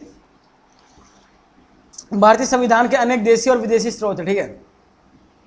स्रोत मतलब जैसे लिया गया ना ऊपर, जैसे संयुक्त राज्य अमेरिका लिखा गया, यहाँ से चीजें ली गई, तो ये चीजें स्रोत हैं, इन्हें इन चीजों को स्रोत कहा जाता है, ठीक है। स्रोत मतलब क्या होता है, माध्यम, किस चीज के माध्यम से, ठीक है। आगे देखते हैं ब्रिटेन से क्या क्या है हमारे इसमें, तो संसाधात्मक शासन प्रणाली, एकल नागरिकता एवं विधि निर्माण प्रक्रिया, ठीक है। तो इसके बारे में बता देता हूँ फ्रेंड्स मैं आपको थोड़ा सा, ये क्या है, इसमें क्या है, जो संसाधात्मक शासन प्रणाली, इसका मतलब कि जो हमारे संसद के मेंबर्स होते हैं ना, जो हमारे संसद के मेंबर्स होते हैं उनसे संबंधित है, ठीक है। जो हमारे संसद के मेंबर्स होते हैं कि वहाँ पे शासन जो होगा किस तरीके से होगा, किस तरीके से नहीं होगा, ठीक है, इससे संबंधित है ये चीज़ें, संसाधनात्मक प्रणाली से संबंधित है कि जो संसद में मतलब कानून होगा, शासन होगा ना संसद में, जैसे लोकसभा के स्पीकर होते हैं, ठीक है, स्पीकर होते हैं, तो वो जैसे स्पीकर हो गए, स्पीकर वहाँ पे आपने देखा होगा कभी अगर राज्यसभा की डिबेट देखी होगी कि लोकसभा के स्पीकर कहीं ना कहीं हैंडल करते हैं, अध्यक्षता करते हैं, ठीक है, इन चीज़ों की। तो ये सारी चीज़ों का उल्लेख किसमें, ब्रिटेन में था उल्लेख, तो इसको ना ब्रिटेन से इसमें डाला गया, किसमें, इंडियन कॉन्स्टिट्यूशन में। उसके बाद है एकल नागरिकता एवं विधि निर्माण प्रक्रिया, ठीक है। तो एकल नागरिकता क्या है, एकल नागरिकता जो हमारी इस टाइम पे मिली है, जो हमारी है एकल नागरिकता कि हम इंडियन है, हम भारतीय हैं, ये एकल नागरिकता है, ठीक है। और इसके और एकल नागरिकता इंपॉर्टेंट क्यों है, क्योंकि एकल नागरिकता में हो जाता है कि हाँ हम इस एक देश के नागरिक हैं, ठीक है। और दोहरी नागरिकता क्या होती है, दोहरी नागरिकता के बारे में बताया तो मैं थोड़ा सा आपको। दोहरी नागरिकता होती है कि दो प्रकार की नागरिकता, किस प्रकार, जैसे आज अगर इंडिया में देखा जाए तो नागालैंड ऐसा स्टेट है जिसको दोहरी नागरिकता प्राप्त है, ठीक है। किस तरीके से कि नागालैंड स्टेट का, जैसे कि आपको पता ही होगा लगभग कुछ स्टूडेंटों को, कुछ को नहीं भी पता होगा कि नागालैंड का एक अलग झंडा है, ठीक है। तो क्या है फ्रेंड्स ये कि नागालैंड स्टेट का अलग झंडा है और इन्होंने मतलब डिमांड करी है कि एक अलग तरीका, इनकी संस्कृति अलग है, इनका रहन सहन पहनावा सब कुछ अलग है, ठीक है। तो इसलिए दोहरी नागरिकता की डिमांड करते हैं, इसलिए इनके पास दोहरी नागरिकता है, ठीक है। पर ये भारत का अंग है, जो नागालैंड है भारत का ही अंग है, भारत का ही संघ है, ठीक है। इसको इससे अलग नहीं कर सकते हम बिल्कुल भी। तो उसको दोहरी नागरिकता बोलते हैं, इसको एकल नागरिकता कहते हैं, ठीक है। और विधि निर्माण मतलब कि जो कानून वगैरह होगा, जो विधियां बनाई जाएंगी वो किस तरीके से बनाई जाएंगी, ठीक है। ये सारा किससे लिया गया, हमारा ब्रिटेन से लिया गया है, ठीक है फ्रेंड्स। आगे बढ़ते हैं, अब अगला देखते हैं हमारा क्या है। अगला है हमारा आयरलैंड के नीति निर्देशक तत्व, ठीक है। तो देखो फ्रेंड्स, ये जो हमारा झंडा दिख रहा है आपको, फ्लैग दिख रहा है जो इंडिया की तरह है, 3 रंग वाला, ठीक है। ये किसका, आयरलैंड का, ठीक है। और कहा था कि लगभग ना आयरलैंड में भी इंडियंस है काफी संख्या में अगर देखा जाए तो इससे देख लेते क्या क्या लिया गया है। नीति निर्देशक के सिद्धांत, ठीक है। और राष्ट्रपति के निर्वाचक मंडल की व्यवस्था, ठीक है। और क्या लिया गया इससे, राष्ट्रपति द्वारा राज्यसभा में साहित्य, कला, विज्ञान तथा समाज सेवा इत्यादि के क्षेत्र में ख्याति प्राप्त व्यक्तियों का मनोनयन आपातकालीन उपबंध, ठीक है फ्रेंड्स। तो बता देता हूं इसके बारे में आपको मैं क्या है कि जो आयरलैंड का हमारा संविधान है ना, इससे लिया गया, क्या लिया गया है, नीति निर्देशक के सिद्धांत। जो हमारा नीति निर्देशक तत्व है, ठीक है, या बताना कौन से आर्टिकल के तहत आता है, ठीक है। जो नीति निर्देशक तत्व है ये कौन से आर्टिकल के तहत आता है, या बताना मुझे कमेंट बॉक्स में। इंपॉर्टेंट है क्योंकि हमेशा न्यूज में रहता है नीति निर्देशक जो, ठीक है। तो नीति निर्देशक सिद्धांत जो है, इसके सिद्धांत जो है नीति निर्देशक के, ये आयरलैंड से ले गए। राष्ट्रपति के निर्वाचक मंडल की व्यवस्था, जो राष्ट्रपति होता है तो इसका निर्वाचक मंडल होता है ना, जो उसकी व्यवस्था होती है, ये कहां से ली गई है, आयरलैंड के संविधान से ली गई है, ठीक है। उसके बाद है हमारा राष्ट्रपति द्वारा राज्यसभा में साहित्य, कला, विज्ञान तथा समाज सेवा इत्यादि क्षेत्र में ख्याति प्राप्त व्यक्तियों का मनोनयन, ठीक है। जैसा मैंने आपको पीछे बताया कि एक वो आया था मनोनयन वर्ड क्या होता है, मनोनीत वर्ड क्या होता है, ठीक है। तो इसके बारे में मैंने आपको बताया था ना पीछे कि राष्ट्रपति द्वारा राज्यसभा में साहित्य, कला, विज्ञान तथा समाज सेवा इत्यादि क्षेत्र से जो ख्याति प्राप्त व्यक्ति होते हैं ना, उनको राष्ट्रपति मनोनीत कर सकता है, मनोनयन कर सकता है, ठीक है। तो ये कहां से लिया गया है, जो इसका सिद्धांत है आयरलैंड के संविधान से लिया गया है, ये वाला सिद्धांत, ठीक है फ्रेंड्स, ठीक है। इसी में देखते हैं हम अगला अपना आपातकालीन उपबंध, ठीक है।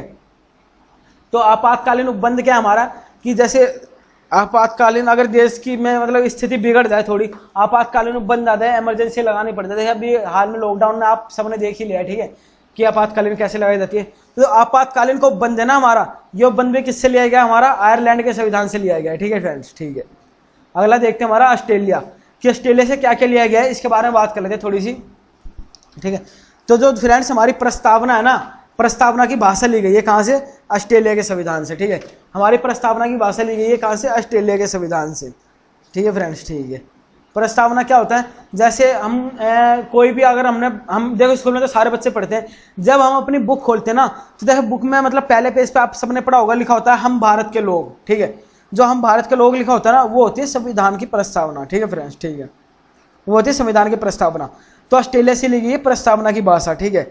और क्या, संवर्ती सूची का प्रावधान। संवर्ती सूची क्या होती है, संवर्ती सूची होती है फ्रेंड्स हमारी, देखो सूची हमारी 3 प्रकार की होती है, केंद्र सूची, राज्य सूची, संवर्ती सूची, ठीक है। तो इसमें क्या होता है, ये 3 सूची होती है, ये कानूनों से संबंधित होती है। हमारे जो कानून होते हैं वो इस पे मतलब काम करते हैं और उनको ये चीजें दी गई हैं सूचियों के हिसाब से। जो केंद्र की सूची होगी,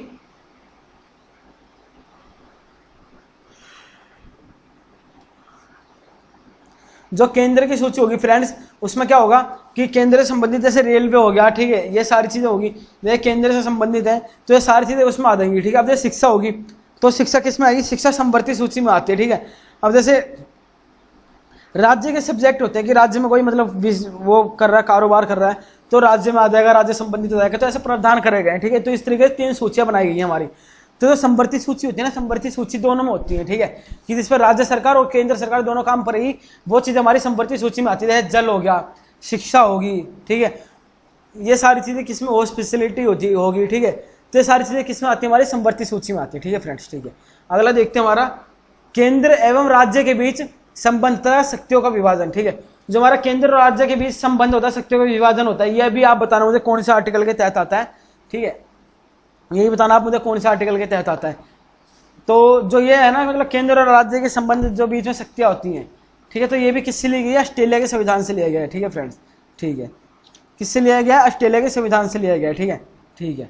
वैसे ये तो आता है ना, मतलब हमारा ये काफी इंपॉर्टेंट है क्योंकि हर जगह पूछा जाता है केंद्र और राज्य के संबंध के बारे में कि कौन से आर्टिकल के तहत क्या है क्या नहीं है।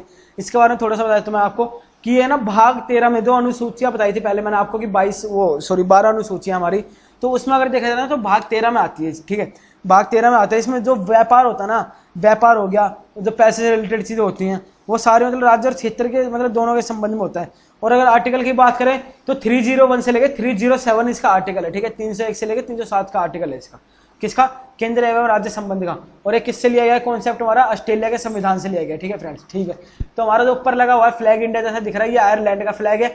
और जो दूसरा फ्लैग जो ब्रिटेन की तरह थोड़ा दिख रहा है, ये हमारा किसका फ्लैग है? ये हमारा ऑस्ट्रेलिया का फ्लैग है। ठीक है, इसकी पहचान क्या है? इसकी पहचान इस पे स्टार्स होते हैं। ठीक है, और ब्रिटेन वाले पे स्टार्स नहीं होते, ये इनकी पहचान है फ्रेंड्स। ठीक है, आगे बढ़ते हैं, नेक्स्ट देखते हैं अपना। नेक्स्ट हमारा कि देखो जर्मनी से क्या क्या लिया गया हमारे संविधान में। जर्मनी से जो ये पहला झंडा दोस्तों जर्मनी का झंडा है, आप देख सकते हो कैसा फ्लैग होता है जर्मनी का। दूसरा कनाडा का, तीसरा दक्षिण अफ्रीका का, ये हमारा फ्लैग। ठीक है, तो इसके बारे में बात कर लेते थोड़ा। जर्मनी से आपातकाल के परिवर्तन के दौरान राष्ट्रपति को मौलिक अधिकार संबंधी शक्तियां। ठीक है फ्रेंड्स, ठीक है, तो इसके बारे में कर लेते हैं कि जो आपातकाल के परिवर्तन के दौरान राष्ट्रपति को मौलिक अधिकार, जो हमारे मौलिक अधिकार है ना, जैसे मैंने आपको बताया कि हम व्यापार कर सकते हैं फ्री, वो मुफ्त में, मतलब पूरे भारत में आपको किराया लगेगा सिर्फ, पर तो घूमने को होगा। अगर आप गोवा जाते हो, बीच वगैरह घूमते हो, मुंबई जाते हो, कहीं रोडों पे घूमते हो, ठीक है, कहीं घूमते हो, ताजमहल वगैरह ऐसी जगह पे कहीं जाते हो, आप आसपास घूमते हो, तो इसके लिए आपसे चार्जेस नहीं लिए जाते। ठीक है, तो क्या ये हमारे मौलिक अधिकार से संबंधित है? ठीक है, कि ये सारे मौलिक अधिकार होते हैं हमारे, कि कोई हमारे से मतलब खाम में हमारे से फालतू भी नहीं बोल सकता, गाली गलौज भी नहीं कर सकता, ये हमारे मौलिक अधिकार है। ठीक है, तो ये सारी चीजें किससे ली गई है? जर्मनी के संविधान से ली गई है। तो ये क्या कहना चाह रहा है कि आपातकाल के परिवर्तन के दौरान, मतलब आपातकाल जैसे इमरजेंसी अभी लॉकडाउन में लगी हुई थी इमरजेंसी। ठीक है, तो इमरजेंसी अब जैसे मान लो देश में कोई दिक्कत आ रही है, कोरोना आया, कोरोना के टाइम पे इमरजेंसी लगी। अब इमरजेंसी के टाइम पे क्या होता है, सब कुछ बंद करना होता है, दुकान वगैरह। अब अगर व्यक्ति दुकान वगैरह खोल के रखते हैं तो उनके पास नॉर्मल सी बात है, कानून जाके मतलब सरकार या वहां की पुलिस जाके कार्रवाई करेगी सीधा सीधा। ठीक है, कि दुकान आपने कैसे खोल रखी, और अगर कानून जाके पुलिस जाके उनके पास कार्रवाई करती है तो अधिकार संबंधी बातें करेंगे। वो कहेंगे कि नहीं आप ऐसा कैसे कर सकते हो, ये तो हमारा मौलिक अधिकार है, मौलिक अधिकार से हनन नहीं कर सकते आप ऐसे, हमारा मौलिक अधिकार का। ठीक है, तो इसलिए कि मौलिक अधिकार संबंधी शक्तियां, कि जो मौलिक अधिकार को कुछ समय के लिए, कुछ टाइम पीरियड के लिए आपातकाल की स्थिति में रद्द कर सकता है, कौन? राष्ट्रपति। ठीक है, तो ये जो कॉन्सेप्ट लाया गया हमारा किससे लाया गया? जर्मनी से। क्या कॉन्सेप्ट लाया गया जर्मनी से हमारा? जैसे कि आप अपने माइंड को थोड़ा बैक लीजिए, लॉकडाउन के बारे में सोचिए, आपको समझ में आ जाएगा कि आपातकाल के दौरान जो हमारे मौलिक अधिकार होते हैं, उन मौलिक अधिकारों पे जो उनसे संबंधित शक्तियां प्राप्त होती है, उन्हें वैसे ही रखने की या उन पर मतलब थोड़े बहुत कानून बनाने की, उन्हें थोड़ा टाइट करने की जो शक्तियां होती है, किसके पास है? राष्ट्रपति के पास है। ठीक है, और ये किससे ली गई है? ये सारी हमारी जर्मनी के संविधान से ली गई है। ठीक है फ्रेंड्स, ठीक है। अगला देखते हैं हमारा, ठीक है, अगला हमारा छठा किससे संबंधित है? कनाडा से। कनाडा जो बीच वाला फ्लैग आपको दिख रहा है, ठीक है, कनाडा का ये, इसमें क्या है? संघात्मक विशेषताएं, अवशिष्ट शक्तियां केंद्र के पास है। मतलब जैसे जो भारत है ना, भारत एक देश है। ठीक है, दिल्ली क्या है? दिल्ली जो चलो राजधानी है, दिल्ली है, यूपी है, कुछ राज्य हैं। ठीक है, यूपी है, राजस्थान है, हिमाचल प्रदेश है, हरियाणा है। ठीक है, ये सारे हमारे राज्य हैं। तो क्या है इसका मतलब कि जो इसमें संघात्मक है, तो ये सारे राज्य है ना, तो ये सारे एक एक छोटे छोटे राज्य की तरह सोचो आप इनको, इन सबको हमने एक मिला के कर दिया। तो ये जब मिला के कर दिया तो पूरा भारत तैयार होगा। जो मिलाने के बाद जो भारत तैयार होता है उसको कहा जाता है संघ। ठीक है, तो संघात्मक जो विशेषताएं हैं और जो इनसे संबंधित शक्तियां है ना, संघात्मक मतलब संघों से, राज्यों से संबंधित शक्तियां जो है, ये कॉन्सेप्ट हमारा कहां से लाया? ये सारी शक्तियां किसके पास है? केंद्र के पास है। ठीक है, मतलब केंद्र सरकार के पास है। और ये कहां से लाया गया? हमारा कनाडा से लाया गया। ये कॉन्सेप्ट कहां से लाया गया है फ्रेंड्स? कनाडा से लाया गया है ये कॉन्सेप्ट। ठीक है, ठीक है। अगला देखते हैं हमारा दक्षिण अफ्रीका से संबंधित है, क्या लिया ये है? अगर फ्रेंड दक्षिण अफ्रीका से देखा जाए तो हमारे संविधान संशोधन की जो प्रक्रिया है ना, देखो यही बहुत इंपॉर्टेंट है हमारे संविधान में। क्यों? क्योंकि टाइम टाइम पे अमेंडमेंट होते रहते हैं हमारे संविधान में, ठीक है। और अमेंडमेंट जो है हमारे संविधान, एक तो इसका जो बेसिक स्ट्रक्चर है इतना मतलब बढ़िया बनाया हमारे संविधान का कि अगर आप कोई भी कानून लाते हो, ठीक है, अब जैसे 370 था, अब पाकिस्तान के ऊपर से 370 धारा हटा ली गई। 370 धारा थी तो देखो वो गुणगान तो किसी और मुल्क का गाएंगे, ठीक है, गुणगान किसी और मुल्क का गाएंगे, पूजा पाठ किसी और मुल्क की करेंगे, ठीक है, उनकी नजरों में वैल्यू किसी और मुल्क की रहेगी, पर जो उनका खर्चा होगा, समझ रहे हो आप, जो वहां का खर्चा होगा, जो वहां की मतलब बेसिक इंफ्रास्ट्रक्चर होगा, जो वहां की आर्थिक गतिविधियां होंगी, जो वहां का आर्थिक विकास होगा, ये सारी चीजें कौन करेगा? ये सारी चीजें हमारा देश करेगा, इंडिया, ठीक है।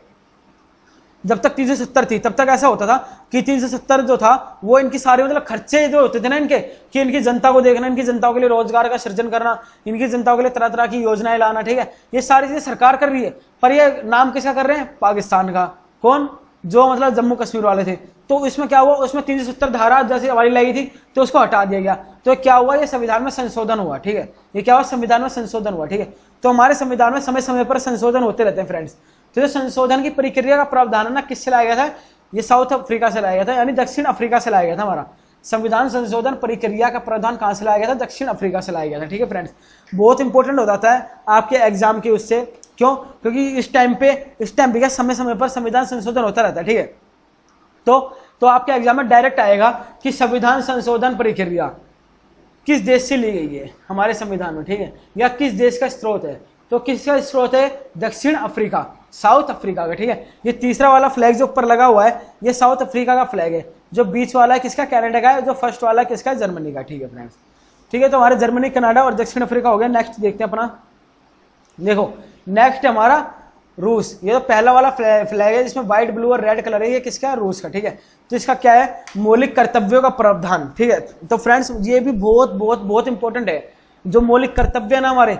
मैं तो देखो सबसे इंपॉर्टेंट ये नहीं मानता हूं अपने संविधान में, ठीक है। एक तो मौलिक अधिकार हमारे, दूसरा मौलिक कर्तव्य। क्यों? क्योंकि मौलिक कर्तव्य हमारे क्या है, देखो मैं आपको बता देता हूँ इसके बारे में थोड़ा, क्योंकि इंपॉर्टेंट रहता है। और एग्जाम में तो ये लगा लो, अगर आप ये सोचते हो ना कि ये क्वेश्चन एग्जाम में बन सकता है, ठीक है, कोई क्वेश्चन के बारे में सोच रहे हो, जो मौलिक कर्तव्य है ना उसके ऊपर तो आपको माइंड में बिठा के चलना चाहिए कि हाँ क्वेश्चन बन गया इसके लिए। तो ये टॉपिक ऐसा कि मौलिक कर्तव्य। क्यों? क्योंकि जो मौलिक कर्तव्य है ना ये हमारा अनुच्छेद 51 का में आता है, यानी 51A के तहत लाया गया इसको, ठीक है। किसके? 51A के तहत लाया गया। और जो इसके वो थे ना, क्या नाम है, समिति थी या कमेटी थी देश की, उसका नाम था सवर्ण सिंह, ठीक है।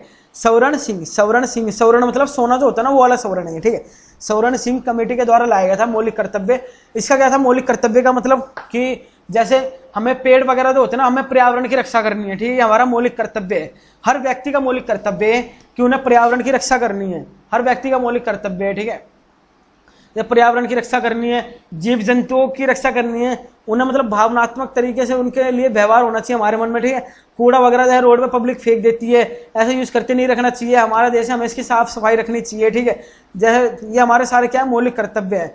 कोई मतलब अगर बाहर से घूमने आता है हमारे यहाँ पे, टूरिस्ट हैं, जैसे टूरिस्ट होते हैं, ठीक है, तो टूरिस्टों की बहुत रिस्पेक्ट करनी चाहिए हमें, ये भी हमारा मौलिक कर्तव्य आता है, ठीक है। और पेड़ पौधे हमें लगाने चाहिए समय समय पर, ये हमारा मौलिक कर्तव्य है, ठीक है। साफ सफाई रखनी चाहिए, पोल्यूशन नहीं करना चाहिए, ये सारी चीजें हमारे किसमें आती है? मौलिक कर्तव्य में आती है। इसलिए काफी इंपॉर्टेंट हो जाता है हमारे एग्जाम के पॉइंट ऑफ व्यू से मौलिक कर्तव्य, ठीक है। क्योंकि बहुत कम व्यक्ति हैं और बहुत ज्यादा व्यक्ति भी हैं जो मौलिक कर्तव्य का पालन करते हैं, ठीक है। और पालन करना भी चाहिए यार। आप पेड़ लगा रहे हो, कुछ गलत नहीं है, ठीक है। आप सब साफ सफाई रख रहे हो अपने अपने आसपास की, कोई गलत नहीं है, ठीक है। आप साफ सफाई से खुद रह रहे हो, कोई गलत नहीं है। कोई आपके देश में बाहर से घूमने आ रहा है, आप उसकी रिस्पेक्ट कर रहे हो, कोई गलत नहीं है। तो यार ये सारी चीजें ना खुद ही माइंड में होनी चाहिए इंसान के, ठीक है। पर फिर भी इसमें बताया गया है कि इन सब चीजों का संरक्षण करना चाहिए। किसके तहत? मौलिक कर्तव्यों के तहत। इसका प्रावधान कितने में करा गया है? आर्टिकल 51 में, ठीक है। 51A के तहत इसका क्या करा गया है? इसका उल्लेख किया गया है किसमें? हमारे संविधान में, ठीक है फ्रेंड, ठीक है। और किसके द्वारा लाया गया था? सवर्ण सिंह कमेटी के द्वारा लाया गया था, जो मौलिक कर्तव्य था भारत में। और किसके संविधान से लिया गया है? तो रूस के संविधान से लिया गया है मौलिक कर्तव्य, ठीक है फ्रेंड्स, ठीक है। आगे बढ़ते दूसरा देखते हैं हमारा। ये देखो जापान का फ्लैग है आपके सामने, तो व्हाइट कलर का फ्लैग है, रेड कलर का इसके अंदर ये बना हुआ है सर्कल, ठीक है। तो जापान से क्या है? विधि द्वारा स्थापित प्रक्रिया, ठीक है। मतलब जो विधियां होती है ना हमारी, जो मतलब कार्य करने के तरीके होते हैं, ठीक है। जैसे जो कानून बन रहा है, ठीक है, जो कानून बनाए जाते हैं हमारे, तो विधि द्वारा स्थापित प्रक्रिया होती है। तो जो एक विधि होती है उसकी कि मतलब इतने मेंबर बैठ के ये काम करेंगे, ठीक है, कि 10 मेंबर बैठ के ये कानून लाएंगे या 11 मेंबर बैठ के एक कानून लाएंगे, ठीक है। तो उसके तहत जो स्थापित प्रक्रिया होती है ना, उसको कहा जाता है विधि द्वारा स्थापित प्रक्रिया। ये किससे लिया गया है? ये जापान से लिया गया हमारा, ठीक है फ्रेंड्स। किससे लिया गया है? जापान से लिया गया है, ठीक है फ्रेंड्स। तो ये सारे हमारे क्या थे? ये सारे हमारे संविधान के स्रोत थे जो मैंने अभी आपको बताया, ठीक है। तो कितने देशों से लिया गया हमारे संविधान का स्रोत जो है फ्रेंड्स? कितने देशों से लिया गया है? देखो आपको सामने दिख रहा है, 9 देशों से लिया गया है, ठीक है। आपसे जो क्वेश्चन मैं पूछूं ना, आप कमेंट कर दिया करो फटाफट, ठीक है। तो कितने देशों से लिया गया है? 9 देशों से लिया गया है हमारे इसमें, किसमें? हमारे जो मतलब संविधान है उसमें 9 देशों से कॉन्सेप्ट लिए गए हैं। तो फ्रेंड्स जैसा कि मैंने आपको बताया अभी तक, ठीक है, तो आप ना इसको मतलब बहुत इंपॉर्टेंट तरीके से अपने माइंड में बिठा लेना और नोट्स बनाना, क्योंकि देखो आप कहीं से ही पढ़ोगे ना, तो एक तो इतनी चीजें आपको पढ़ाई जाएंगी काफी समय में, ठीक है, काफी ज्यादा समय में, और उसके बाद भी आपको इतना कुछ समझ में नहीं आएगा। क्यों? क्योंकि जो और चैनल वाले होते हैं ना, उन्हें मतलब होता है कि अपनी एडवर्टाइजमेंट से, ठीक है, मैन ये होता है, मैं ये नहीं कह रहा कि वो गलत पढ़ाते वो भी सही है, पर उन्हें मैन काम होता है अपनी एडवर्टाइजमेंट से, ठीक है। और उस पर मतलब आप पढ़ना भी चाहोगे ना, तो आपको इतने कम समय में इतनी ज्यादा चीजें वो नहीं देंगे, वो कि वो पढ़ाएंगे मतलब बेस्ट, में ये नहीं कह रहा कि नहीं पढ़ाते, पर इतने कम समय में इतनी सारी चीजें नहीं देंगे, और इतना खोल के नहीं पढ़ाएंगे आपको। कोई भी यूट्यूब चैनल उठा लो आप, जितना खोल के मतलब मैं आपको बता रहा हूँ ना इन चीजों के बारे में, मुझे नहीं लगता है कि और भी मतलब इन चीजों के बारे में इतना कुछ खोल के आपको बताते होंगे, ठीक है, ठीक है फ्रेंड्स। क्यों नहीं बताते? क्योंकि वो चाहते कि वो ये सोचते हैं कि अगर हम खोल के एक शब्द अभी बता देंगे ना, तो आगे हम इनके ऊपर वीडियो नहीं ला पाएंगे, ठीक है। कि जैसे सिर्फ राष्ट्रपति होगा, अब किसी ने राष्ट्रपति के ऊपर वीडियो डाल रखी है, तो 1 घंटे के राष्ट्रपति के ऊपर वीडियो, ठीक है। और जबकि जो मैन टॉपिक हो मैंने आपको इसमें बता दिए हैं, इसी में बता दिए मैंने। मेरा मतलब मोटिव ये नहीं है कि मैं आगे वीडियो नहीं लाना चाहता, मेरा मोटिव ये है कि आप ये वीडियो देख के भी ना आपका कॉन्सेप्ट क्लियर हो जाए, फिर अगर आगे भी जो हमारी वीडियो आती है इन टॉपिक्स के ऊपर, तो आप वो वीडियो भी देखो ना, जब भी आपके लिए बहुत बेस्ट रहेगा। और अगर आप नहीं भी देखते ना वीडियो, जब भी आपके माइंड में तो चीजें रहेंगी कि अगर वो वीडियोस आप एक बार देख लेते हैं तो आपका सब कुछ कवर है, ठीक है, ठीक है फ्रेंड्स। तो आपको मतलब काफी चीजें दी जा रही हैं एक ही वीडियो में, एक टॉपिक से ना एक चीज में उठा के बता रहा हूं आपको, ठीक है। जितना कुछ हमें पता है इन चीजों के बारे में, और जितना नहीं पता वो चीजें भी आपको बताई जा रही हैं कहीं ना कहीं से इकट्ठा करके, ठीक है फ्रेंड्स, ठीक है। तो आगे बढ़ते हैं, अब आगे देखते हैं हमारा क्या है। देखो दोस्तों, अगला आता हमारा भारत का संवैधानिक विकास। तो देखो ये इंपॉर्टेंट क्यों है? आप सोचोगे कि यार ये तो हिस्ट्री का टॉपिक है, ये पॉलिटिक्स में कैसे आ गया? तो ये मैं आपको बताता हूँ पॉलिटिक्स में क्यों आ गया। क्योंकि तो भारत का संवैधानिक विकास है ना, संवैधानिक का मतलब होता है कि संविधान का विकास। तो जैसे देखो भारत में पहले तो राज था, राजा वगैरह का राज था, पर जैसे ब्रिटिशर थे, जब ब्रिटिशर आए, ठीक है, तो इन्होंने क्या करा, ये रेगुलेटिंग एक्ट लाए, जो इनकी सरकार चल रही थी उसी में बदलाव करने के लिए लाए। 1773 का रेगुलेटिंग एक्ट आया, ठीक है। तो इसमें क्या था, इसलिए मैं इसलिए लाया, मतलब इसको इसलिए लाया गया, जैसे आप अगर लक्ष्मीकांत देखोगे ना, तो लक्ष्मीकांत की पॉलिटी की जो बुक है, देखो यूपीएससी के लिए, जो यूनियन पब्लिक सर्विस कमीशन होती है ना, उसके लिए सबसे बेस्ट बुक पॉलिटी की कौन सी मानी गई है? लक्ष्मीकांत मानी गई, ठीक है। और अगर मैं आपको लक्ष्मीकांत कवर करके पढ़ा रहा हूं ना, तो इसका मतलब ये है कि आपकी पॉलिटी पूरी कवर हो रही है। आप कहीं पे कितने हाथ पैर मार लो, कितना पानी में तैर लो, आपको यही चीजें घूम फिर के मिलेंगी, ठीक है। तो लक्ष्मीकांत है ना, लक्ष्मीकांत में इनका उल्लेख करा गया है। क्यों उल्लेख किया गया है? क्योंकि हमारे संविधान का स्ट्रक्चर यहीं से मिला है हमें, ठीक है। कि क्योंकि हमारे पीछे संविधान बनते हुए आ रहे थे, वहां से हम देख रहे थे कि जो संविधान शुरू में बनाए गए, फिर उन्हें क्या कमियां लगी, फिर ये अमेंडमेंट लाए जो मतलब ब्रिटिश सरकार थी। तो इन चीजों, ये सारे अमेंडमेंट की जैसे रेगुलेटिंग एक्ट 1773, ठीक है, इसमें क्या था, इसमें क्या ना दोहरी वो थी, क्या नाम है, जो हमारी शासन की व्यवस्था थी, दोहरी की ये थी। एलिजाम पे मुख्य न्यायाधीश थी, कलकत्ता में न्यायालय खोला गया था, ठीक है। ये और दोहरी शासन व्यवस्था थी, ये सारी चीजें इसमें लाई गई थी, इसमें 1773 के रेगुलेटिंग एक्ट में। तो फ्रेंड्स क्या है कि अब जैसे ये जो रेगुलेटिंग एक्ट वगैरह है ना, इसके बारे में अगर मैं आपको थोड़ा यहाँ पे बता दूंगा ना, तो आपके माइंड से एक तो कॉन्सेप्ट क्लियर हो जाएगा। और इसके बारे में मैंने वीडियो ही बना रखी है, हमारी 10-10 मिनट की वीडियो है, 2 वीडियो है शायद, ठीक है। आप अगर वो वीडियोस देख लोगे ना हमारे प्लेलिस्ट में जाके, तो आपके जितने भी मतलब कॉन्सेप्ट है ना इनसे, वो सारे क्लियर हो जाएंगे, ठीक है फ्रेंड्स। तो इसमें मैं इसलिए लाया क्योंकि पॉलिटी में जो पॉलिटी की बुक है लक्ष्मीकांत, उसमें इसका क्या है, जिक्र किया गया है, किसका? इनका जो संवैधानिक विकास है भारत का,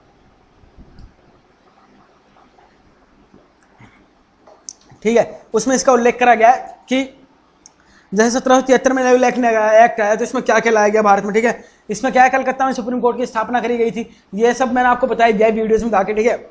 बाकी मैं ये लाया इसीलिए हूं कि आपके माइंड में मतलब कुछ भी एक भी डाउट ना रहे। एक अगर आप में से आप यूपीएससी की तैयारी कर रहे हो, आपके पास लक्ष्मीकांत है, आप खोल के देखोगे तो आप सोचोगे यार कि जैसे हम पढ़ रहे थे वहां से, तो उन्होंने तो ये हमें पढ़ाया था, पर उन्होंने हमें ये नहीं बताया कि यार रेगुलेटरी एक्ट, इंडिया एक्ट या चार्टर एक्ट इतने इंपॉर्टेंट है हमारे लिए और पॉलिटी में जिक्र है। तो एक भी टॉपिक आपका कहीं से भी छूटना नहीं चाहिए, ठीक है। हमारा मेन मोटिव ये है, तो इसलिए ये सारी चीजें भी डाली गई है, ठीक है फ्रेंड्स, ठीक है। तो रेगुलेटिंग एक्ट 1773 आया था, इसके बाद क्या आया था, 1784 आया था, ठीक है, रेगुलेटिंग एक्ट।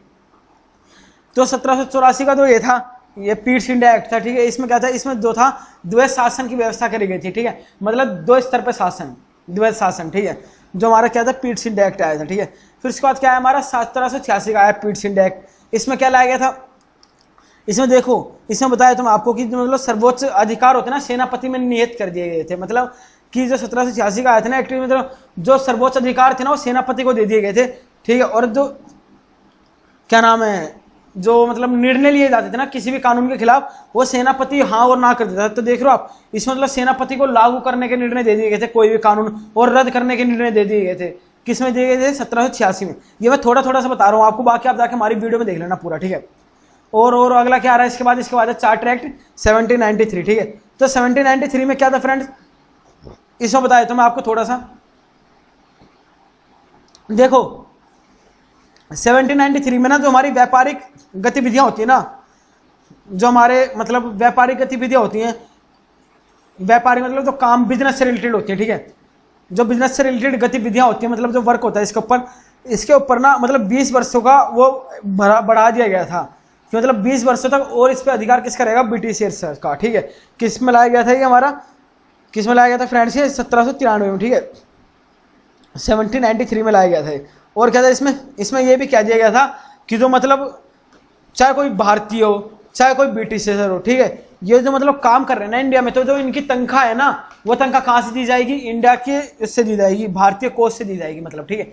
तो आप देख सकते हो कि भारत को कितनी बुरी तरह निचोड़ा जा रहा था इस टाइम पे। एक तो देखो क्यों कहा मैंने बात कि निचोड़ा जा रहा था, क्योंकि एक तो देखो तो ब्रिटिशर थे ना, ये जो ब्रिटिशर थे ये क्या कर रहे थे, ये यहाँ से उपनिवेश, जैसा उपनिवेश बताया मैंने आपको, उपनिवेश का मतलब भी बताया मैंने आपको, पहले दोबारा बताया था कि ये क्या करते थे, कच्चा माल लिया बाहर से, ठीक है, यहाँ से क्या है, यहाँ जैसे कपास ले लिया, ठीक है, कपास ले लिया बाहर से, कपास यहाँ से इन्होंने खरीद लिया, मान लो किसी भी रेट में खरीद लिया कपास, सस्ते सस्ता खरीदते थे पूरे, मतलब निचोड़ के रेटों का इन्हें पता था, खेती यही करवाते थे, ठीक है। कपास इन्होंने खरीदा, ये चाहते तो भारत में फैक्ट्री लगा सकते थे अपनी, ठीक है। जैसे कि आपको पता है सबसे पहले मसूलीपट्टनम में फैक्ट्री खोली गई थी इनके द्वारा, ठीक है, कहाँ मसूलीपट्टनम में फैक्ट्री खोली गई थी, गुजरात में खोली गई थी। तो ये कुछ थी, ठीक है, पर भारत इतना बड़ा देश है और यहाँ से ऑल ओवर वर्ल्ड मतलब माल सप्लाई हो रहा है, जो चाहते तो भारत में फैक्ट्री अपनी खोल सकते थे।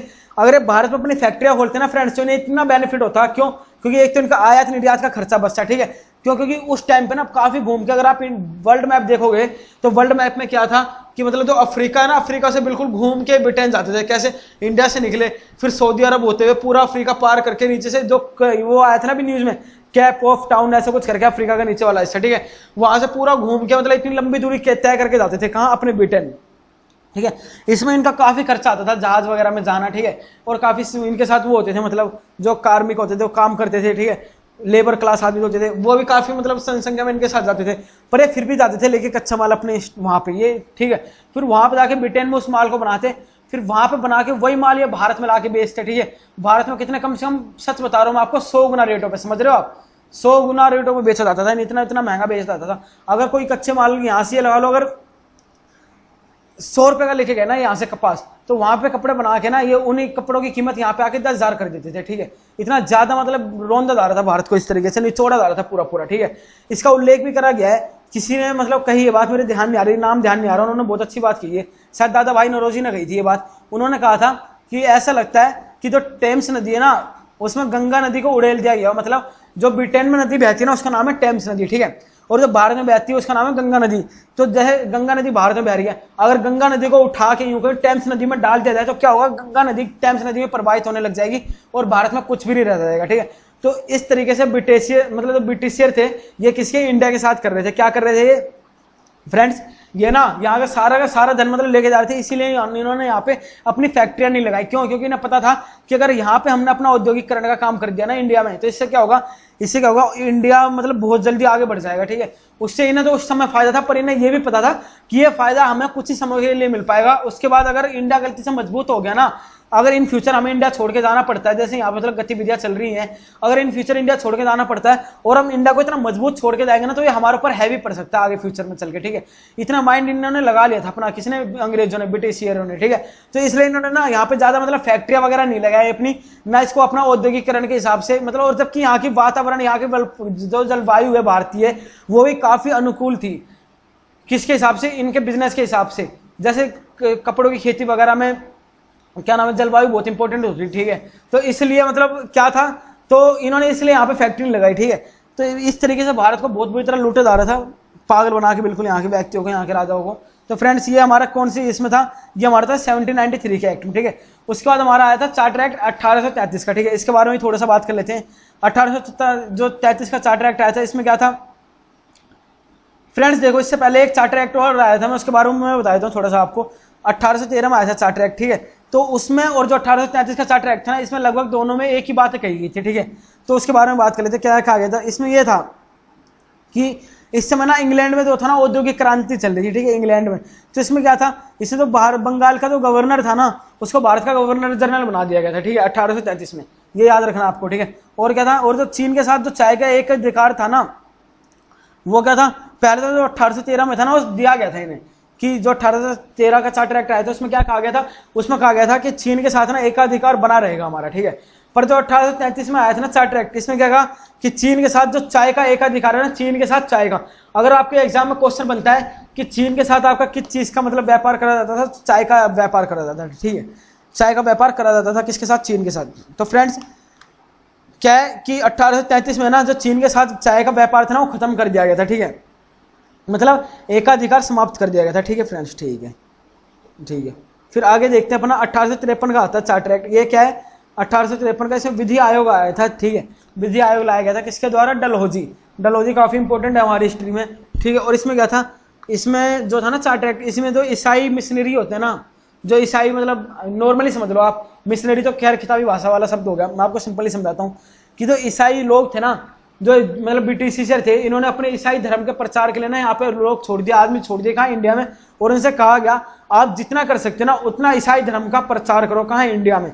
क्यों, उससे क्या होगा, अगर ये ईसाई धर्म का प्रचार करते ना, तो जितने भी इंडियन थे वो ईसाई धर्म में मतलब काफी जल्दी चले जाते। क्यों, क्योंकि ऐसा था उस समय पे कि जो मतलब हिंदू धर्म मानता था या मुस्लिम धर्म मानता था या कोई अदर धर्म में विश्वास रखता था ना, उनके खिलाफ मतलब भेदभाव किया जाता था। और अगर कोई मतलब ब्रिटिशों का धर्म अपना लेता था ना, तो उन्हें मतलब ब्रिटिशों से काफी चीजों में छूट मिलती थी, जैसे विद्यालय वगैरह, स्कूल वगैरह में जाने के लिए मतलब उन्हें एक तरह से प्रोत्साहित करा जाता था, और उन्हें मतलब अच्छा रहन सहन, खाना पाना इन्हीं की तरह मतलब इनकी सरकार के द्वारा दिया जाता था, ठीक है फ्रेंड्स, ठीक है।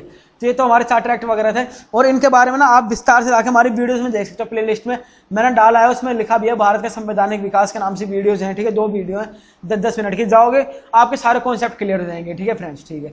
पर नोट्स बनाओगे तो देखो मैं बार बार क्यों बोल रहा हूँ नोट्स के लिए, क्योंकि this is the most important, ठीक है। आपके इस एग्जाम के पॉइंट ऑफ व्यू से बहुत इंपॉर्टेंट रहेंगे नोट्स, इसलिए बनाओ यार, बहुत इंपॉर्टेंट है, ठीक है, ठीक है। आगे बढ़ते हैं, नेक्स्ट देखते हैं अपना क्या है। देखो इसके बाद कंपनी का अधिकार ब्रिटिश ताज के अधीन हो गया 1858। देखो फ्रेंड्स, आप सोच रहे होंगे कि पीछे में इतना विस्तार से पढ़ा रहा था, ये चीजें ऐसे क्या है, इनमें ऐसा क्यों है। तो देखो मैं ये चीजें इतनी खोल के नहीं लाया, क्योंकि इनका ना जिक्र आपको करा जाएगा हिस्ट्री में, ठीक है। पॉलिटी में तो मैं आपको समझा ही रहा हूँ कि आपके माइंड में चीजें बैठ जाएं, बाकी इनका हिस्ट्री में करूंगा ना तो आपके माइंड में बहुत जल्दी बैठेंगी चीजें, और पॉलिटी में आपका रिविजन भी हो जाएगा इन चीजों, ठीक है फ्रेंड्स। और बाकी मैं इतना बता ही दे रहा हूँ कि जितना आपके लिए मतलब इंपॉर्टेंट है, और इतना ही बता रहा हूँ मैं कि आपके एग्जाम में उतना ऐसे से बाहर कुछ भी नहीं आएगा, ठीक है। उतना मैं आपको इन वीडियोस में ही बता रहा हूँ। तो फ्रेंड्स इसके बारे में बता देता हूँ थोड़ा सा मैं। इसके बाद कंपनी का अधिकार ब्रिटिश ताज के अधीन हो गया, ठीक है। इसका मतलब ये तो पीछे चार्टर एक्ट वगैरह है ना, इनके बाद जो 1853 का चार्टर एक्ट था, लास्ट चार्टर एक्ट था, इसके बाद क्या था, जो भारतीय शासन था ना, किसके, देखो 1853 हुआ, आप सबको पता होगा कि जैसे यहाँ पे लिखा है कि 1858 में ताज का दिन चला गया शासन। इसका मतलब है कि ब्रिटिश का जो मतलब वहाँ की महारानी थी उस टाइम की, वो आ गई थी भारत में। तो क्यों आ गई थी, आप सबको याद होगा 1857। ये बताती है आपके जहन में और माइंड में एक बात आ गई होगी कि 1857 की क्रांति, Mangal Pande, this is the most important, ठीक है। ये सारे टॉपिक आपको हिस्ट्री में कवर करवाए जाएंगे, ठीक है फ्रेंड्स। करवा लिए गए वैसे तो, पर ये तो है मतलब ये टॉपिक भी आपको कवर करवाए जाएंगे अभी हिस्ट्री में काफी, ठीक है। वीडियोज लाई जाएंगे इनके लिए भी। तो फ्रेंड्स इसके बारे में बता देता हूँ मैं आपको कि देखो जैसे ब्रिटिश ग्राउंड के अंतर्गत भारत 1858 से 1947 तक रहा, ठीक है। ये क्या है कि जो ब्रिटिशर थे ना, इनके अंदर ब्रिटिशर मतलब ग्राउंड का मतलब हो गया कि पहले तो ये मतलब अपने व्यक्ति रखते थे यहाँ पे, कि आप यहाँ के मतलब मुख्य सचिव हो, आप यहाँ के गवर्नर हो, आप यहाँ के वायसराय हो। गवर्नर वायसराय तो है ही अलग, पर जो यहाँ का मतलब बागडोर रहेगी ना एक तरीके से, वो ताज के हाथ में चलेगी, ठीक है। तो 1858 में क्या हुआ था, 1858 में जो महारानी एलिजाबेथ थी ना, वो भारत आई थी, ठीक है। तो उन्होंने कानून अपने हाथ में ले लिया था 1857 की क्रांति के बाद, ठीक है। इन्हें दिख गया था कि कहीं ना इंडिया काफी मतलब आगे निकल जाएगा ऐसे तो, अगर ऐसे चलता रहा तो इंडिया काफ़ी आगे निकल जाएगा हमारे से। और हम मतलब इसके ऊपर जो हमारा राज चल रहा है इंडिया के ऊपर, ये राज नहीं रह पाएगा। और इंडिया जिस तरीके से 1857 की क्रांति थी ना, ऐसा कहा जाता है कि इन्होंने ना इनके पर चक्के उड़ा दिए थे, किसके, अंग्रेजों के, 1857 की क्रांति ने। और अंग्रेजों ने खुद मतलब इनके उस टाइम के मतलब हिस्टोरिकल होते हैं, जो इतिहासकार होते हैं, उन्होंने खुद अपनी बुक्स में उल्लेख करा इन बातों का। उन्होंने क्या कहा है, उन्होंने कहा है कि उन्होंने ये बातें कही है अपनी बुक्स में कि 1857 की क्रांति ऐसी थी कि हमें खुद ऐसा लग रहा था कि इन्होंने ब्रिटिश शासन की नींव को यहाँ से अब ये जड़ से उखाड़ कर फेंक देगी, ठीक है, ऐसा मानना था जो आगे हिस्टोरिकल होते हैं उनका कहना था। तो फ्रेंड्स जैसा आप मैप देख सकते हो, ठीक है, ये हमारा मैप उस समय का मैप है। तो इसमें आप देख सकते हो कि हमारा इंडिया कहाँ तक था, पूरा पाकिस्तान हमारे इंडिया में, पूरा बांग्लादेश, पूरा म्यांमार आज का, ठीक है, सारा का सारा उस टाइम पे भारतीय हिस्सा था जब ब्रिटिशियर्स थे, ठीक है। तो आज़ादी के बाद धीरे धीरे इससे अलग हो गए। तो फ्रेंड्स देखते हैं इसके बारे में थोड़ा सा। तो हमारा पहला गवर्नमेंट एक्ट ऑफ इंडिया 1858, ठीक है। तो फ्रेंड्स क्या था कि देखो, जैसे कि कंपनी का जब अधिकार समाप्त हुआ ना, तो इसके बाद जो इसका अधिकार था ना, ब्रिटिश शासन के वहाँ चला गया था, ठीक है, ब्रिटिश शासन के अंतर्गत चला गया। तो ब्रिटिश शासन के अंतर्गत गया था ना 1858 में, तो इसको क्या, इसको क्राउन का वो कहा गया, मतलब क्राउन का शासन, ठीक है, या ताज का शासन ऐसे कहा गया इसको। तो इसमें जब ये आया ना, तो इसमें गवर्नर जो था ना, याद रखना आपको, मैं आपको एक एक मोस्ट इंपॉर्टेंट बातें बताता हूँ इसके बारे में, ठीक है।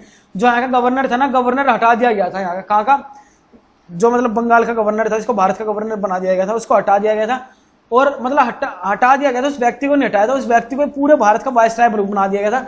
पर गवर्नर जो एक पद होता है ना, वो पद हटा दिया गया था, ठीक है फ्रेंड्स, गवर्नर पद हटा दिया गया था, ये आपको याद रखना है, ठीक है। अगला देख लेते हैं, अगला हमारा गवर्नमेंट ऑफ इंडिया एक्ट 1858, ठीक है। तो दोस्तों यही है इसमें 1858 में कि ब्रिटिश क्राउन के अंतर्गत भारत हो गया था, ठीक है। और ब्रिटिश यही है कि मतलब वायसराय आगे था, गवर्नर हटा दिया गया था, ठीक है, ये चीज़ें इसमें। बाकी अगला हमारा इंडियन काउंसिल एक्ट 1861 से 1862 का, ठीक है। तो इसमें क्या था, तो हमारा 1861 से 1892, सॉरी, इंडियन काउंसिल एक्ट आया था 1861 से 1892 के बीच में। इसमें ना हमारा ज़्यादातर शिक्षा के ऊपर जोर दिया गया था, ठीक है, 1861 से 1892 में ज़्यादातर शिक्षा के ऊपर जोर दिया गया था। इसमें चार्ल्स मैटकॉफ थे, उनके द्वारा 1 लाख रुपए शिक्षा को बढ़ावे के लिए दिए गए थे भारत में, ठीक है, ठीक है फ्रेंड्स। तो इसी में हमारा अगला आता है भारत परिषद अधिनियम 1909। ये तो देखो मोस्ट इंपॉर्टेंट है आपका, ठीक है। एक क्या 1858, उसके बाद 1909 और 1935। ये आपके तीनों के तीनों इतने ज़्यादा इंपॉर्टेंट है, इतने ज़्यादा इंपॉर्टेंट है, आपके एग्जाम में, आप किसी भी एग्जाम की तैयारी करोगे ना एक क्वेश्चन तो बन ही जाता है इन तीनों में से एक भी टॉपिक से, ठीक है। तो इसके बारे में थोड़ा सा बताया था मैं आपको, ठीक है। बाकी जैसे मैंने आपको बताया कि फ्रेंड्स वीडियो बना रखी है हमने, ठीक है, तो अब हमारी फ्रेंड्स उसमें वीडियोज़ में जाके देख सकते हो कि यह क्या है क्या नहीं है। बाकी थोड़ा बहुत बताया तो मैं आपको इनके बारे में भी, कि जो हमारा मार्लियामेंटो सुधार था ना फ्रेंड्स, ये क्या था, ये पृथक निर्वाचन लाया था, किसके लिए, मुस्लिमों के लिए। पृथक निर्वाचन की व्यवस्था करी थी किसने, मार्लियामेंटो सुधार 1919 ने, 1909 ने, 1909 ने, ठीक है, ठीक है, याद रखना, आपको माइंड में बिठा के रखना है चीजें। इसको क्या कहा गया था, मार्लियामेंटो सुधार। और जो मार्लियामेंटो थे ना, ये दोनों हमारे क्या थे, भारत के मुख्य वो थे, क्या नाम है, वॉइस सचिव थे, ठीक है, हाँ सचिव थे, दोनों वायसराय और सचिव थे भारत के, जो मार्ले और मिंटो, इन दोनों का ही नाम था। तो इन दोनों के नाम से लाया गया था मार्लियामेंटो सुधार, ठीक है, जिसमें मुस्लिमों के लिए पृथक निर्वाचन प्रणाली की व्यवस्था की गई थी, ठीक है फ्रेंड्स। क्या करा गया था, मुस्लिमों के लिए पृथक निर्वाचन प्रणाली की व्यवस्था की गई थी, किसके तहत, मार्लियामेंटो सुधार के तहत, ठीक है, ठीक है फ्रेंड्स। अगला हमारा 1919 भारत सरकार अधिनियम 1919, ठीक है। तो ये क्या था, ये था हमारा मॉन्टेग्यू चेम्सफोर्ड सुधार, ठीक है, ये भारत सरकार अधिनियम हमारा 1919 मॉन्टेग्यू चेम्सफोर्ड सुधार था। ये क्या था, मॉन्टेग्यू चेम्सफोर्ड जो थे वायसराय थे भारत के, ठीक है। तो ये भी जो थे ना भारत को मतलब सुधार से संबंधित कानून व्यवस्था लाई थी, ठीक है, पर ये भी इतना मतलब चला नहीं था, मॉन्टेग्यू चेम्सफोर्ड जो सुधार था ये भी इतना चला नहीं था इनका, ठीक है, ठीक है फ्रेंड्स। अगला देखते हैं हमारा 1935 में, ये क्या 1935 का, जैसा मैंने आपको पीछे बताया कि 1935 में जो था ना हमारा, इसमें केंद्र में दोहरे शासन की व्यवस्था की गई थी, ठीक है, मतलब जैसे अपोजिशन पार्टी भी रहेगी केंद्र में, जैसे दोहरे शासन की व्यवस्था की गई थी कब, 1935 में हमारे। तो इसमें क्या हुआ था, इसमें भी हमारा कानून बनाया गया था, ठीक है। उस टाइम पे हमारी पार्टी कौन सी थी, सिर्फ उस टाइम पे हमारे देश में एक ही पार्टी हुआ करती थी, पार्टी तो और भी थी पर जो उभर के सामने आई थी कांग्रेस पार्टी थी, ठीक है। कांग्रेस पार्टी हमारे उस टाइम पे बहुत मतलब मुख्य थी, और इसके मेंबर्स कौन से थे, महात्मा गांधी हो गए, जवाहरलाल नेहरू वगैरह हो गए, ठीक है, ये सारे इसके मेंबर्स थे। तो केंद्र में दोहरे शासन की व्यवस्था की गई, संविधान लाया गया। मैंने आपको पीछे बताया कि जो हमारा आज का संविधान है ना, वो किससे संबंधित है? 1935 का संविधान, उसका मतलब बेसिक उससे संबंधित है, स्ट्रक्चर से। ठीक है फ्रेंड्स, ठीक है। अगला देखते हैं हमारा अगस्त प्रस्ताव। ठीक है, तो हमारा अगस्त प्रस्ताव किससे संबंधित था? ये देखो, अगस्त प्रस्ताव में ना क्या था, इसमें संविधान सभा की मांग की गई थी, किससे? अंग्रेजों के द्वारा। ठीक है, अंग्रेजों के द्वारा मांगी गई थी, किसकी? संविधान सभा की। ठीक है फ्रेंड्स, ठीक है। क्रिप्स मिशन क्या था कि देखो, अगस्त प्रस्ताव हमारा 1940 में लाया गया था, क्रिप्स मिशन 1942 में लाया गया था। ये वर्ल्ड वार समय की बात है, जब वर्ल्ड वार होता था ना, उस टाइम पे ब्रिटिशरों ने क्या कहा कि हम आपको मतलब वो करेंगे, आपको आपका कानून बनवाएंगे, कानून बनाने में मदद करेंगे, पर आपको इसके बदले क्या करना होगा? आपको इसके बदले जो आपके देश की मतलब सैनिक है ना, या आपके देश के व्यक्ति हैं, उन्हें इसमें झोंकना होगा, किसमें? वर्ल्ड वार में। तो इंडियन गवर्नमेंट थी, इन्होंने साफ मना कर दिया, कह रहा कि देखो हमें कोई जरूरत नहीं है, ठीक है, और हम मतलब बिल्कुल भी वर्ल्ड वार में नहीं आएंगे। उन्होंने बिल्कुल ही मतलब सपोर्ट से मना कर दिया था। ना ये ब्रिटिशरों की सपोर्ट में गए थे, ना अमेरिका की सपोर्ट में गए थे, ना किसकी सपोर्ट में गए थे, ना रूस की सपोर्ट में गए थे, ये किसी की भी सपोर्ट में खड़े नहीं थे। ठीक है, बल्कि इन्होंने क्या करा था, इन्होंने एक सुझाव दिया था इन्हें कि देखो अगर आपको करना तो आप कोल्ड वार कर सकते हो, शीत युद्ध कहते हैं इसे। शीत युद्ध में क्या होता है? शीत युद्ध में बता देता हूं आपको, शीत युद्ध में लड़ाई नहीं होती, बम धमाका नहीं होता, गोलीबारी नहीं होती, ठीक है, ना लोग मारे जाते। शीत युद्ध में हम कैसे करते हैं कि जैसे एक देश हो गया, दूसरे देश के से बिल्कुल ही मतलब रिलेशन नहीं रखेगा अपने, ठीक है, रिलेशन नहीं रखता, बातें खराब हो जाती इन देशों की, ठीक है, जो हमारे मतलब वो होता है ना, जैसे इंपोर्ट एक्सपोर्ट होता है, ठीक है, ये सारी चीजें एक दूसरे देश से बंद कर देता है, ठीक है, तो इसको कहते हैं शीत युद्ध, कोल्ड वॉर इंग्लिश में। ठीक है फ्रेंड्स, ठीक है। अगला देखते हैं हमारा क्या है, कैबिनेट मिशन। ठीक है, क्रिप्स प्रस्ताव और अगस्त प्रस्ताव से संबंधित दोनों मतलब सेम ही थे कहीं ना कहीं। अगला देखते हैं कैबिनेट मिशन 1946। तो कैबिनेट मिशन जैसे फ्रेंड मैंने आपको बताया पीछे क्या था, कैबिनेट मिशन था हमारा संविधान सभा की मांग। ठीक है, कैबिनेट मिशन संविधान सभा की मांग से संबंधित है, पीछे मैं आपको बता चुका हूं। ठीक है, 3 सदस्य आयोग था कैबिनेट मिशन जो था, 3 सदस्य आयोग था, AB अलेक्जेंडर वाला जो था, मैंने आपको बताया पीछे।